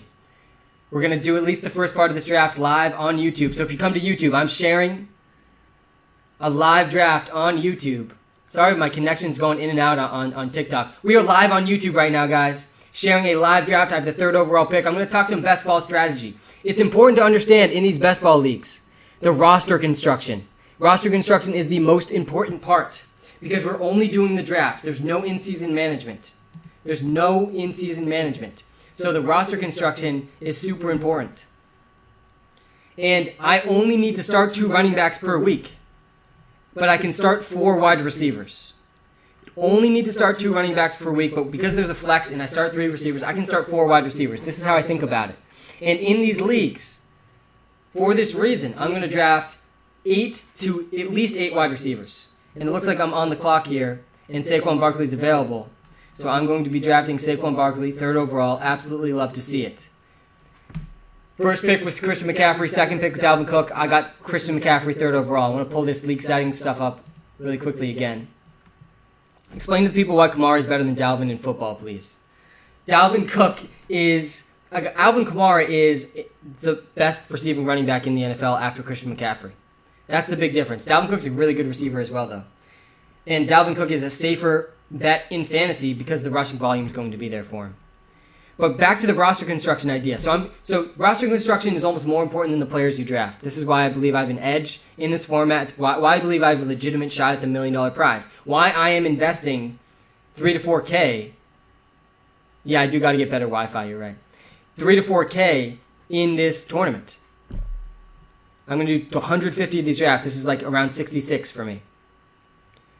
I'm drafting 2 to 3 quarterbacks, 2 to 3 tight ends, 3 to 5 running backs, and the rest of my team is wide receivers. And because of the roster construction I go for, and because of the running backs,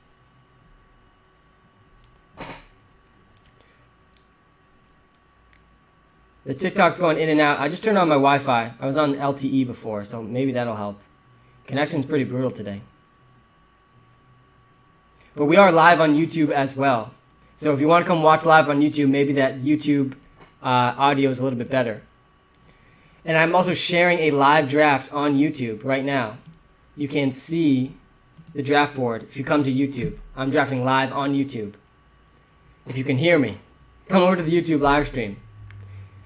Take a look at how this first round is playing out on the YouTube. I'll get back to some of your questions as well if we have some questions. You're watching live on YouTube. Hit that like button as well. Appreciate that. I think I fixed the Wi-Fi. Saquon is the best, most talented running back in the league when healthy, 100%. Agreed. I think that he has the most athleticism in the league. And he has no competition.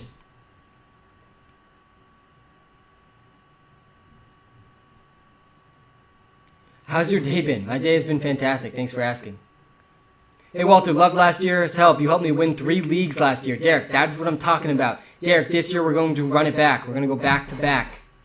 And you're going to become a 2-time champ. That's what I'm talking about. We're going to win all 3 of those leagues again.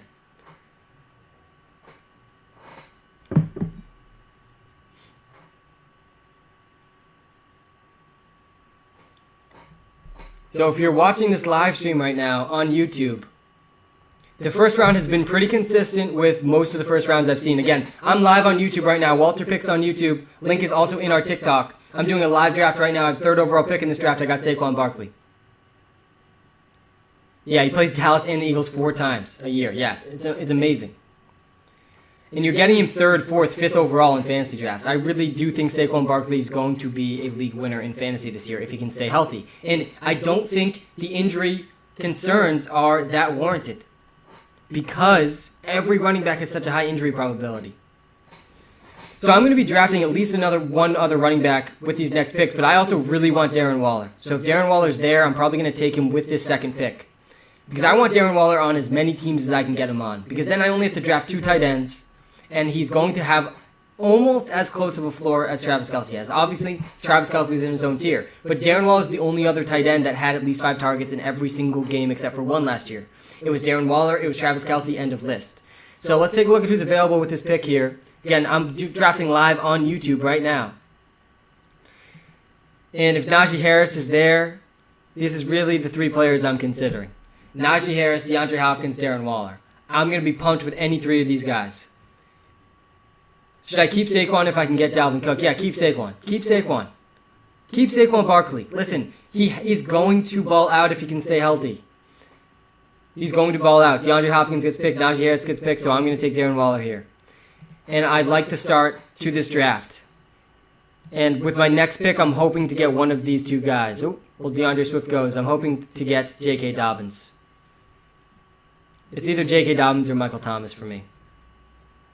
I would consider Calvin Ridley as well, but I have a feeling he's either going to get picked before this.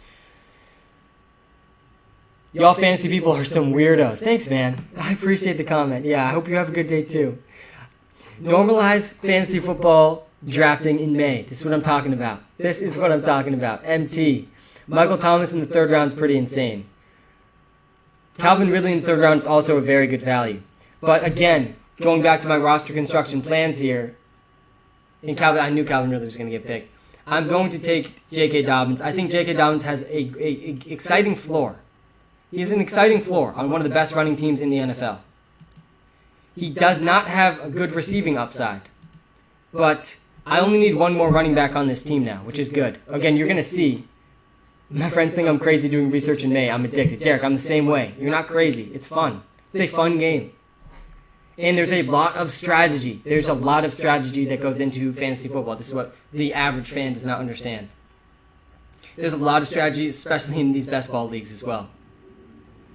So I'm liking how this team started. I got Saquon Barkley in the 1st round, 3rd overall, then Darren Waller, then Jk Dobbins. I'm going to draft 1 more running back on this team, then I'm going to be done. I'm going to have 2 quarterbacks, 2 tight ends, and the rest of my team is going to be wide receivers. The reason I can do this is because it automatically starts my lineup for me at the end of each week. I don't need to make start-sit decisions in this format. All I need to do is get 10 boom and bust wide receivers, and I don't need to guess when they're all going to boom or when they're going to bust. Because when they boom, they will be inputted in my starting lineup automatically. So that's my plan in this draft here. Fantasy forces you to watch all teams. Yeah, fantasy football fans, serious fantasy football fans, know more about the NFL than anyone else. Because they're constantly watching every single game. But to me, look at this start to this draft behind me on TikTok. Absolutely insane. MT over Thomas, over Dobbins all day. Much higher upside. Yeah, I agree, Patrick. The reason in a normal season-long league, I would take Michael Thomas over Jk Dobbins for sure. But because of the format here, and because of how few good running backs there are, and how I only want to draft 3 running backs, but I'm going to draft 10 wide receivers, and I don't need to make start decisions, that's why I went Jk Dobbins over Michael Thomas. What are some good late-round quarterbacks? There's a ton of them. There's a ton of really good late-round quarterbacks. Joe Burrow's going in like round 8. Matthew Stafford, Matt Ryan, Tom Brady, all going around round 7, round 8. Justin Fields and Trey Lance one of them is going to end up winning leagues. One of them is going to end up winning leagues this season.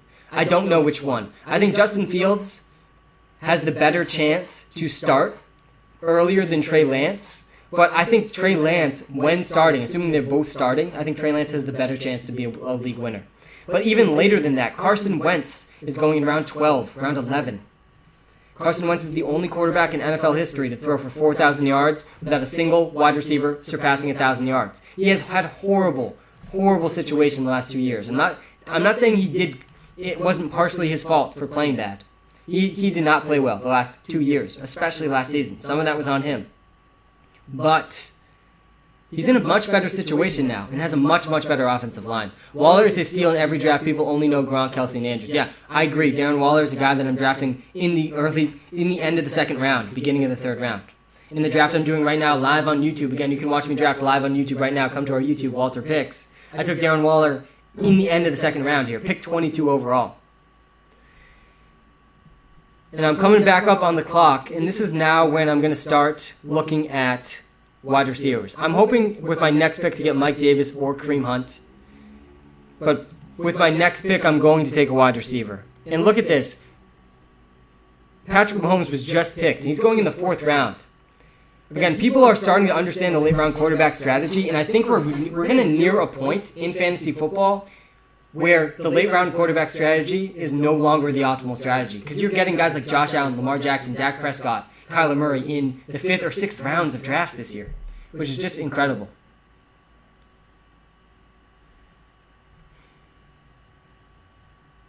And I'm going to go with Robert Woods with this pick. I think Chris Godwin probably has more upside than Robert Woods, but I really like the upside for Robert Woods with Matthew Stafford. And I might be able to stack him with Cooper Kupp or Tyler Higbee later in the draft. And also in the last draft they just did, I got Chris Godwin and Mike Evans. I got to diversify a little. All right, I'm going to take Kareem Hunt with this next pick if he's there. If not, I think I'll go Tyler Lockett. Because Tyler Lockett, again, is the perfect boom-bust wide receiver for best ball. I don't need to guess when his 40-point week is coming, but I know it's coming. He's going to have another 40-point week this fantasy football season. Thoughts on Jk Dobbins? I just drafted Jk Dobbins in this live draft I'm doing live on YouTube right now. Come to the YouTube stream, WalterPicks. I drafted Jk Dobbins in this draft in the 3rd round, and I think he's a good floor. I'm not that excited about Jk Dobbins' ceiling, but I do think he's a good floor. And I'm going to draft Kareem Hunt, and now I'm done drafting running backs in this league. Again, remember, I only need to start 2 running backs per week. So I just need 2 of these 3 guys, and Saquon Barkley hopefully will be started every single week. And so Jk Dobbins and Kareem Hunt got to fill in that 2nd spot. And Kareem Hunt has running back 3 floor. Even if Kareem Hunt and Nick Chubb are healthy all season, Kareem Hunt's going to be a running back 3, right? He's going to get 10 touches a game. He's going to score some touchdowns. He's going to get some catches. But if Nick Chubb gets hurt, then Kareem Hunt's going to win you your league. Yeah, Matthew, that's fantastic. Austin Eckler and DeAndre Hopkins is a fantastic start. Thoughts on the Giants this season? This is my thing with the Giants. I think that they need to understand sooner than later that they cannot win a Super Bowl with Daniel Jones. They are not a Super Bowl contender with Daniel Jones. I think they need to understand this, and it doesn't seem like they do. So this is my big concern for the Giants. I don't think Daniel Jones can be a Super Bowl winning quarterback. And there's some quarterbacks that are, and that you can build a team around. The only chance Daniel Jones can win a Super Bowl is if they have a top 3 defense and a top 3 supporting cast. And you could argue that they're moving towards top 3 supporting cast. They got Kenny Golladay. They got some help in this offseason. Saquon back is healthy. Saquon Barkley's back healthy. The offensive line should be better. But I don't think there's going to be enough there to actually be Super Bowl contenders. That's my thoughts on the Giants, generally speaking. I don't think Daniel Jones is the answer. I think they need to move on from Daniel Jones. And the longer they wait, the more time they're wasting.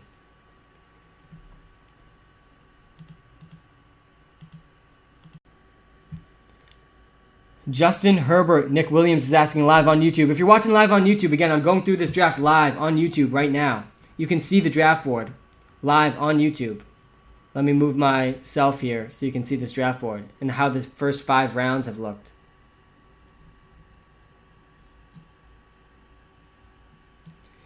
So far, I'm liking how my team's coming together. I'm done drafting running backs. I only need 1 more tight end, and I'm going to have a lot of wide receivers on this team. And I'm coming back up on the clock very soon.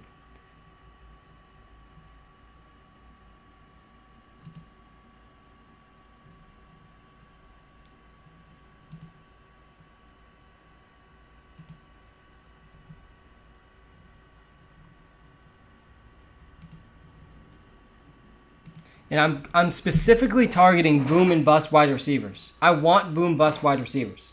Again, I'm looking for boom. This team is amazing. Yeah, look at this team behind me if you're watching live on TikTok. It's unreal. I mean, this is what you can do in fantasy football when Michael Thomas is available in the 3rd round. Robbie Anderson gets picked. I'm going to take Devonta Smith, who's going to be my most drafted wide receiver in this format. I think his ceiling is just insane. So I'm taking him 10 picks before average draft position here. Devonta Smith is going to have some weeks above 25 fantasy points. He's going to have some huge touchdowns.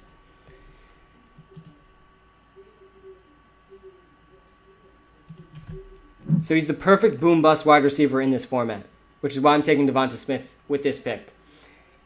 Let's see who's left with this next one. Russell Wilson gets picked.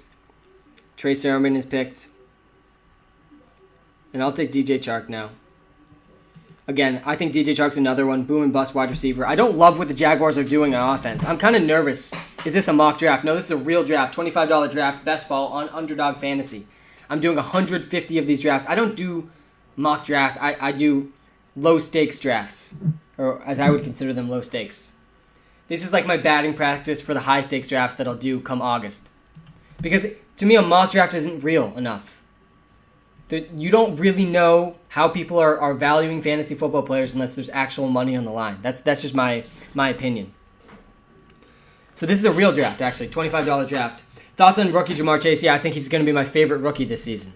I think he's an absolute lock to ball out with Joe Burrow. I think he's going to be very, very, very good in the NFL for quite some time. I'm really excited to watch him on an NFL football field. That's my thoughts on Joe Burrow. I think that Najee Harris is being picked before him. Kyle Pitts is being picked before him in fantasy. And I understand why. But I think Ja'Marr Chase, at his value, is probably going to be my favorite rookie in fantasy. You think Hurts starts all year? Yes. Jalen Hurts definitely going to start all year. He's going to start all year. Let's see. Is he still available? Yeah, he is. I'll take him with my next pick if he's there. He's going to be very, very good in fantasy, guys. Jalen Hurts has the rushing upside and floor that we want in our quarterbacks in fantasy football. So for that reason, I'm excited about Jalen Hurts. But the question is, how much is he going to cost in your draft? And in this draft, I might be able to get him in the 8th round. And I'm cool with that, especially because I got Devonta Smith. And I'd like to stack my best players in this format. Similar to Dak in previous years. What are your value? Who are your value quarterbacks this year? Yeah, I like Jalen Hurts, but he's going a little too early for me. I like Matthew Stafford. I think Matthew Stafford's going to throw for over 4,000 yards. I like Justin Fields and Trey Lance. I think one of those two guys is going to end up winning leagues. Trey Lance is my bet to win leagues. 150 leagues. Yes, 150 leagues. But listen, Brooks, it's only draft. So I don't need to worry about the in-season management. It's not like I'm making start-sit decisions for 150 leagues. I'm just drafting for 150 leagues. Again, this is Brooks, like my batting practice for the real leagues come August. But the reason I'm doing 150 of them is because there's $1 million top prize. Check out these prizes that I'm competing for. I think I took a picture of it. This is what I'm going for. Look at these prizes. If I can come in 1st, 2nd, 3rd, 4th, 5th, 6th, it will easily pay off for itself. These are $25 a pop, 150 leagues. It's about 3 to 4K. What are your thoughts on Chubb, Eckler, and Jonathan Taylor? I love Austin Eckler. I think Jonathan Taylor has extremely high upside. But I would argue that Austin Eckler is the safest of those 3 running backs because he has a good offensive line, he's a very good receiver, and he has absolutely no competition. Chubb and Jonathan Taylor have competition. They're obviously the number 1 running backs in their teams, but they have competition. All right, I'm taking Jalen Hurts. I'm going to do the Devonta Smith, Jalen Hurts stack. If Dallas Goedert's still available? He's not. I would have considered him as well to try to finish out that stack. I'll probably draft Jalen Reagor later too. And Damien Harris, I will consider taking if he's there with the next pick. I know I said I wasn't going to draft another running back, but Damien Harris is one of the most obvious sleeper running backs in fantasy football. The Patriots have a top 3 offensive line, and he is going to be the he's going to be the guy who's most likely to lead them in carries. There's a serious drop-off in running back volume available in fantasy drafts at the Damien Harris spot. So I changed my mind. I drafted a 4th running back on this team because I do think there is a high ceiling with Damien Harris. Now, I definitely will not draft another running back, though. I have one more quarterback, one more tight end I need to draft. The rest of my team will be wide receivers. If you're watching live on YouTube. You think Hurts starts all year? Yeah, I do think Hurts starts all year. And I just proved that by drafting him in this league. Much after ADP, so that's nice to see. Any breakout tight end candidates this year? Also, where's Pitts getting drafted? Kyle Pitts is going in like the 4th round. Let's take a look. I'm drafting live on YouTube right now. He's already picked in this draft, so I can show you. If you come to the YouTube stream, WalterPicks, let's see where Kyle Pitts got picked. Darren Waller, I took him in the end of the 2nd round. George Kittle went soon after in the beginning of the 3rd round, and then in the 6th round, he fell kind of far in this draft. Usually he's going in the 5th. 6th round, first pick of the 6th round, Kyle Pitts was picked. Then right after him, Tj Hawkinson. Then right after him, Mark Andrews. Very interesting in this draft. But he's going before Mark Andrews and Tj Hawkinson. He's the 4th tight end off the board. People are very high on Kyle Pitts, and for good reason. He's one of the best tight end prospects we've seen in our lifetime. It's just not very common we see a tight end get drafted as early as he got drafted in the NFL draft. It's been decades since we saw a tight end go in the first five picks. Wait, is each of those prizes for each league or for all? No, for all. So each league, if I win a league, which is against 12 people, the league goes till, I think, week 13 or week 14. And then after that, I'm competing against all of the other teams that won their leagues for these prizes. So I'm competing against hundreds of thousands, tens of thousands of other teams, which is why I take a super high upside, high risk approach to these drafts, because I'm trying to maximize my chance at this $1 million prize.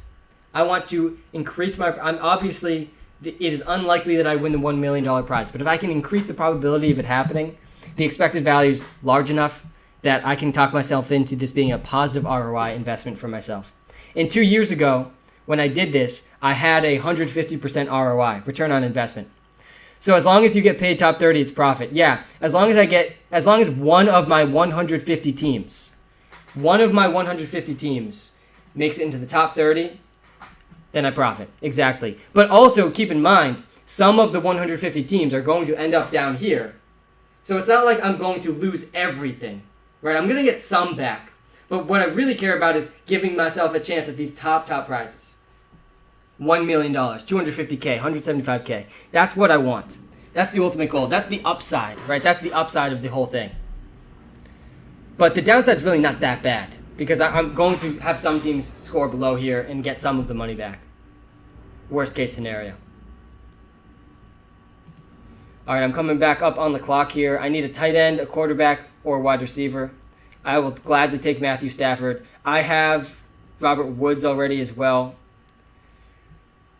I also think Gus Edwards is an interesting running back sleeper too. Like if you're doing zero running back strategy, look no further than Gus Edwards, who is an injury away from being a league winner. And even if he doesn't see an injury, he can provide standalone value because there's no more Mark Ingram.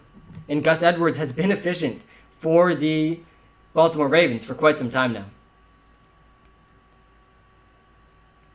Again, I'm live on YouTube and TikTok, everyone. So if you want to watch this draft live on YouTube, I'm going to take Matthew Stafford with this pick, and I'm going to be done drafting quarterbacks now.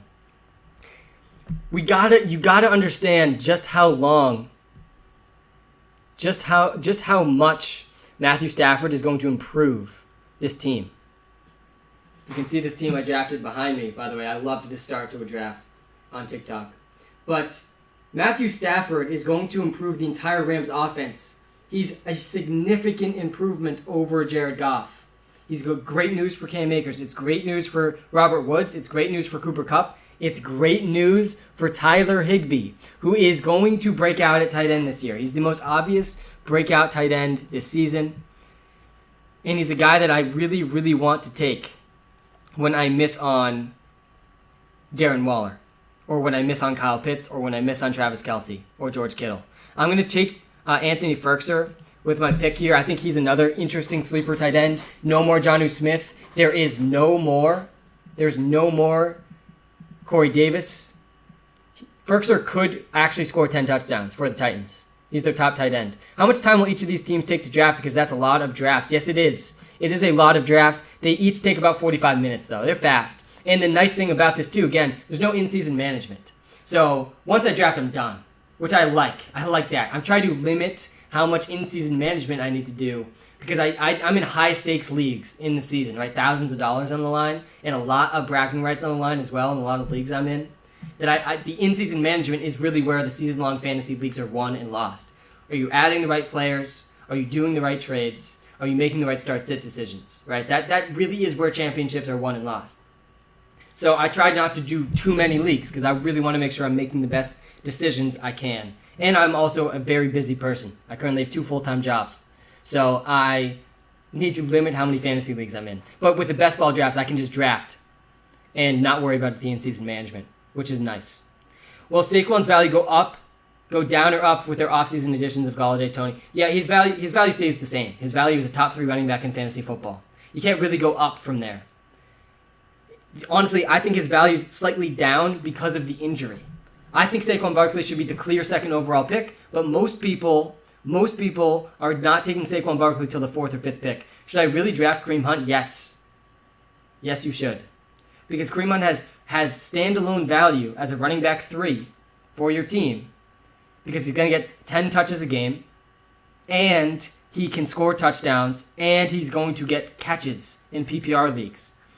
And he has the upside of winning your entire league because if Nick Chubb gets injured, he's a top 5 fantasy running back. He's literally top 5. He is top 5. He is after the top 4 guys, probably 5th.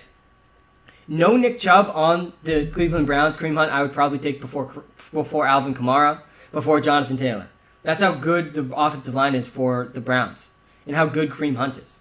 Thoughts on Goddard/Irv Smith for PPR? Yeah, I like Goddard a lot more. The problem with Irv Smith is he's on a run-first team that he's the 3rd option in. Who do you see winning the AFC North this year? Toughest division, in my opinion. It's an extremely tough division. Very tough division to decide on. And I think that it's going to be the Baltimore Ravens. That would be my pick. But I also think the Steelers are going to be a tough team. I think their defense is going to be good, again. My biggest concern for the Steelers is Big Ben, and just how much longer is he really going to hold up? I'm not saying they're the best division, talent-wise. I'm saying one of the hardest divisions to predict. The NFC East, not the NFC East. I think it's the NFC West with the Rams. That division's insane. And it's going to be 3 teams in that division that are like legitimate Super Bowl contenders. The Rams are Super Bowl contenders with Matthew Stafford and with their defense. Thoughts on the Bengals? Yeah, I'm excited about the Bengals. I think the Bengals could take a really big leap this season. If Joe Burrow can stay healthy and with Jamar Chase, I'm excited about them. And I'm glad that the Bengals allocated draft capital to offensive linemen after the Jamar Chase pick. The AFC East, it's going to be the Bills again. But the question is, how will the Dolphins and Patriots do? Because the Patriots and the Dolphins could be playoff teams. It's going to be really interesting to see how that shakes out. If you're watching live on YouTube, I'm drafting some wide receivers here. And I went with Henry Ruggs and Brashad Perriman. Again, remember, I'm trying to draft high upside wide receivers, not caring about their floor. I just need a couple wide receiver 1 weeks out of all of these guys. So the rest of my draft, I have my 2 quarterbacks, I have my 2 tight ends now, I have my 4 running backs. The rest of my picks will be wide receivers. And I'm just going to take boom and bust wide receivers for the rest of the draft. I'm going to end with 9 or 10 wide receivers on this team. And I just need a few wide receiver 1 weeks out of these guys.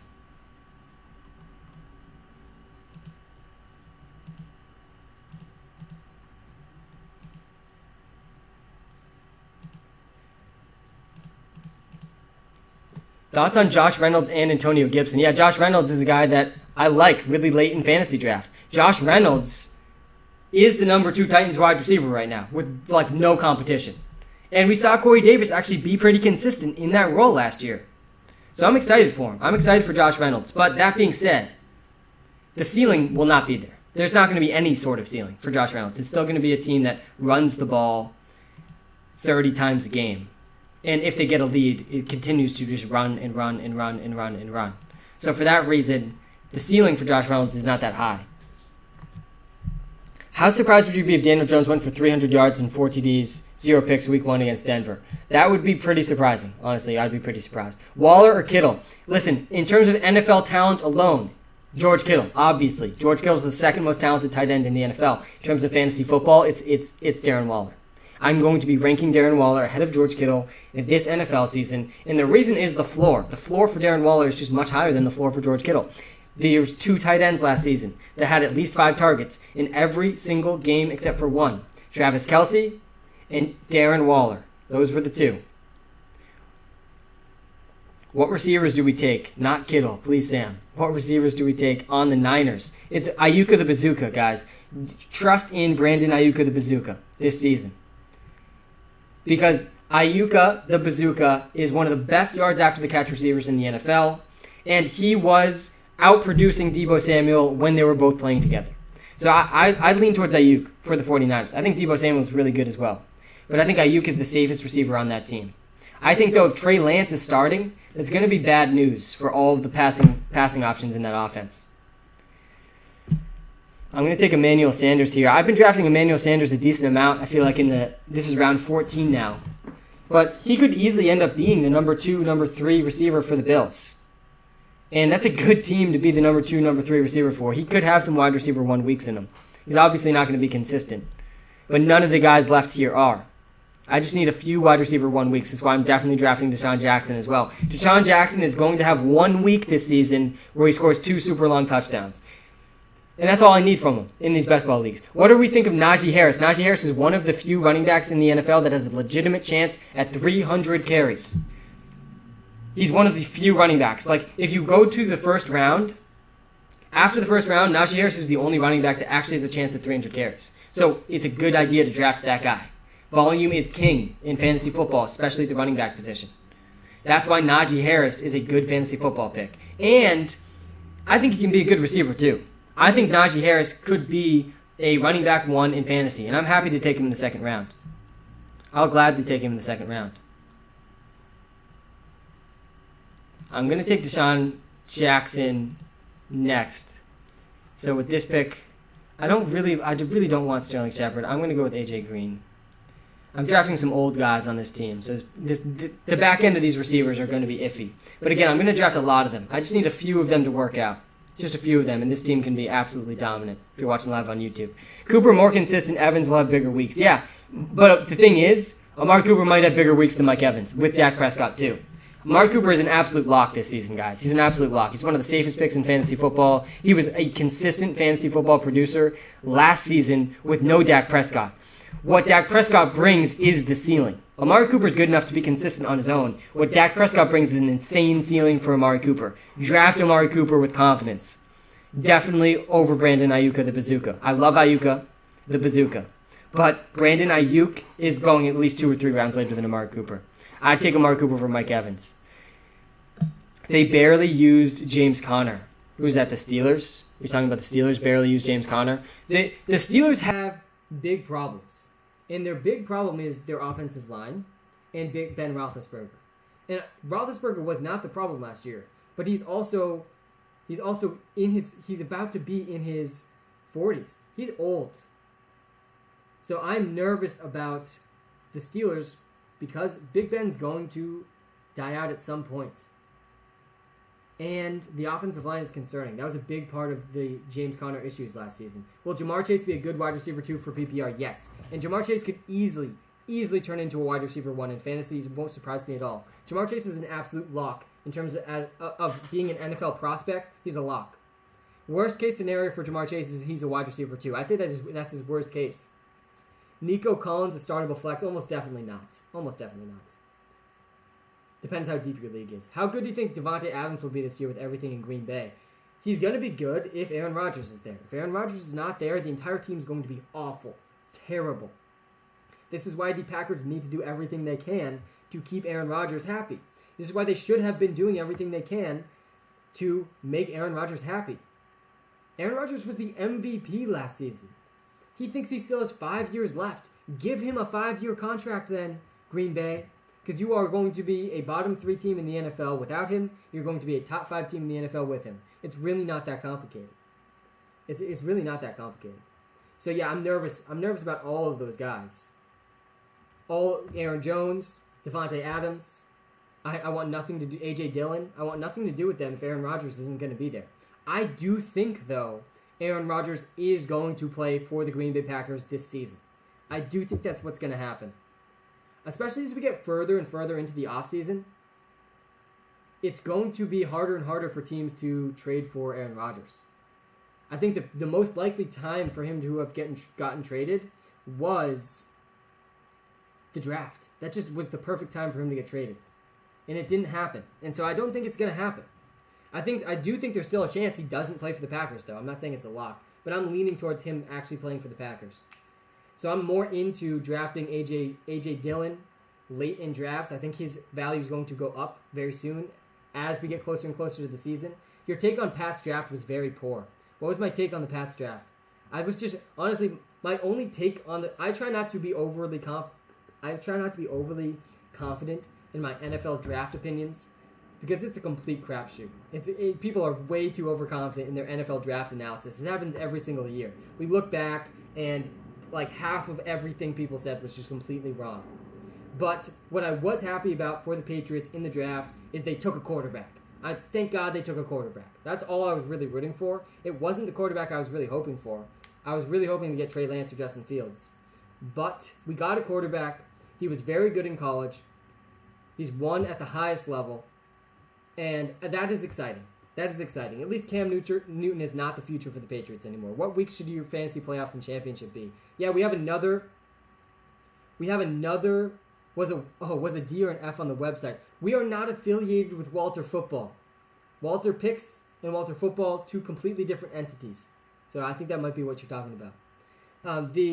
What week should your fantasy playoffs and championship be? So this season is going to be interesting. Your league is going to have some decisions to make because there's another week in the season, 17-game season now, instead of 16-game season. And so I think that teams are going to me, you should just keep everything exactly the same. I think your fantasy football championship should be in week 16, which means you should probably start your playoffs around week 14. MT will be wide receiver 1 this year. Probably not, but he is one of the safest wide receiver picks in fantasy because he could easily get over 150 targets. He could easily get over 150 targets. All right, guys, that is my time. It's 2 o'clock. I appreciate everyone that tuned in. I'm going to be live again on Thursday night starting at 4:15 p.m. Eastern. I scheduled it in advance. I'm going to be giving some updates about WalterPicks as a business, as an app, where we're heading. There's going to be some exciting updates, so make sure you're tuning in. You can schedule that in advance if you go to our TikTok account, and it will give you a little notification to let you know ahead of time. Really exciting scheduling feature coming on TikTok now. Thoughts on Ronald Jones in Dynasty? I'm not excited about him in any format, including Dynasty. That's my thoughts. All right, everyone. Have a good rest of your Sunday. Thank you for tuning in. We'll be back soon. And we're live on just YouTube now for my last pick. Let's see how this team came out. The receivers are looking pretty ugly. If you're watching live on YouTube, the receivers are not looking great. They're not looking great. But again, there's a lot of them. And I do think Robert Woods does give this receiver group some decent floor. But I'm going to need one of, or two of, after these Henry Ruggs, Rashad Perriman, Emmanuel Sanders, A.J. Green, Deshaun Jackson, I'm going to need some wide receiver 1 weeks out of this team, at these receivers. And I'm not feeling great about it. I'm going to take Cordero Patterson with my last pick again, though, in this draft. Because I do like the upside for Cordero Patterson. I feel like Cordero Patterson, he's going to benefit if Julio Jones leaves. He's going to benefit if Mike Davis gets injured. And even if he doesn't, I could see one wide receiver 1 week out of Cordero Patterson. Like one big play. So I'm going to go with him. I feel like the upside is there, which is really all I'm trying to draft for. And there's my team. All right. Any other final questions I can get to on this YouTube live stream before we wrap up? Kyle, have a good one. Lunatic, list the top 10 running backs. Top 10 running backs. Yeah, look at this draft board really quickly. I'm sharing my screen. Take a look at this draft board. Look at the running backs. Christian McCaffrey, Dalvin Cook, Saquon Barkley, Derrick Henry. I would put Saquon second. I would say Dalvin's third, Derrick Henry's fourth, Kamara's fifth. I would also have, I think, Cam Akers before Jonathan Taylor. I would not be drafting Aaron Jones because of the Aaron Rodgers situation. I think Zeke would be before Jonathan Taylor and Aaron Jones for me. Jonathan Taylor has a lot of upside, but the floor is low because Marlon Mack is there and Nyheim Hines is there. Austin Eckler is definitely in my top 10 as well. I think Joe Mixon and Nick Chubb probably round out the top 10. So there's a little quick insight into the top 10. Hopefully I answered that question a little bit. All right, everyone. Cam that high. Wow. Yeah, he was getting 30 carries a game at the end of the season. 30 carries a game. Like 150 yards a game. Pretty insane. So the upside's there. And I like the Matthew Stafford addition as well. All right, everyone. Have a great rest of your Sunday. Thanks for tuning in. We'll be back soon.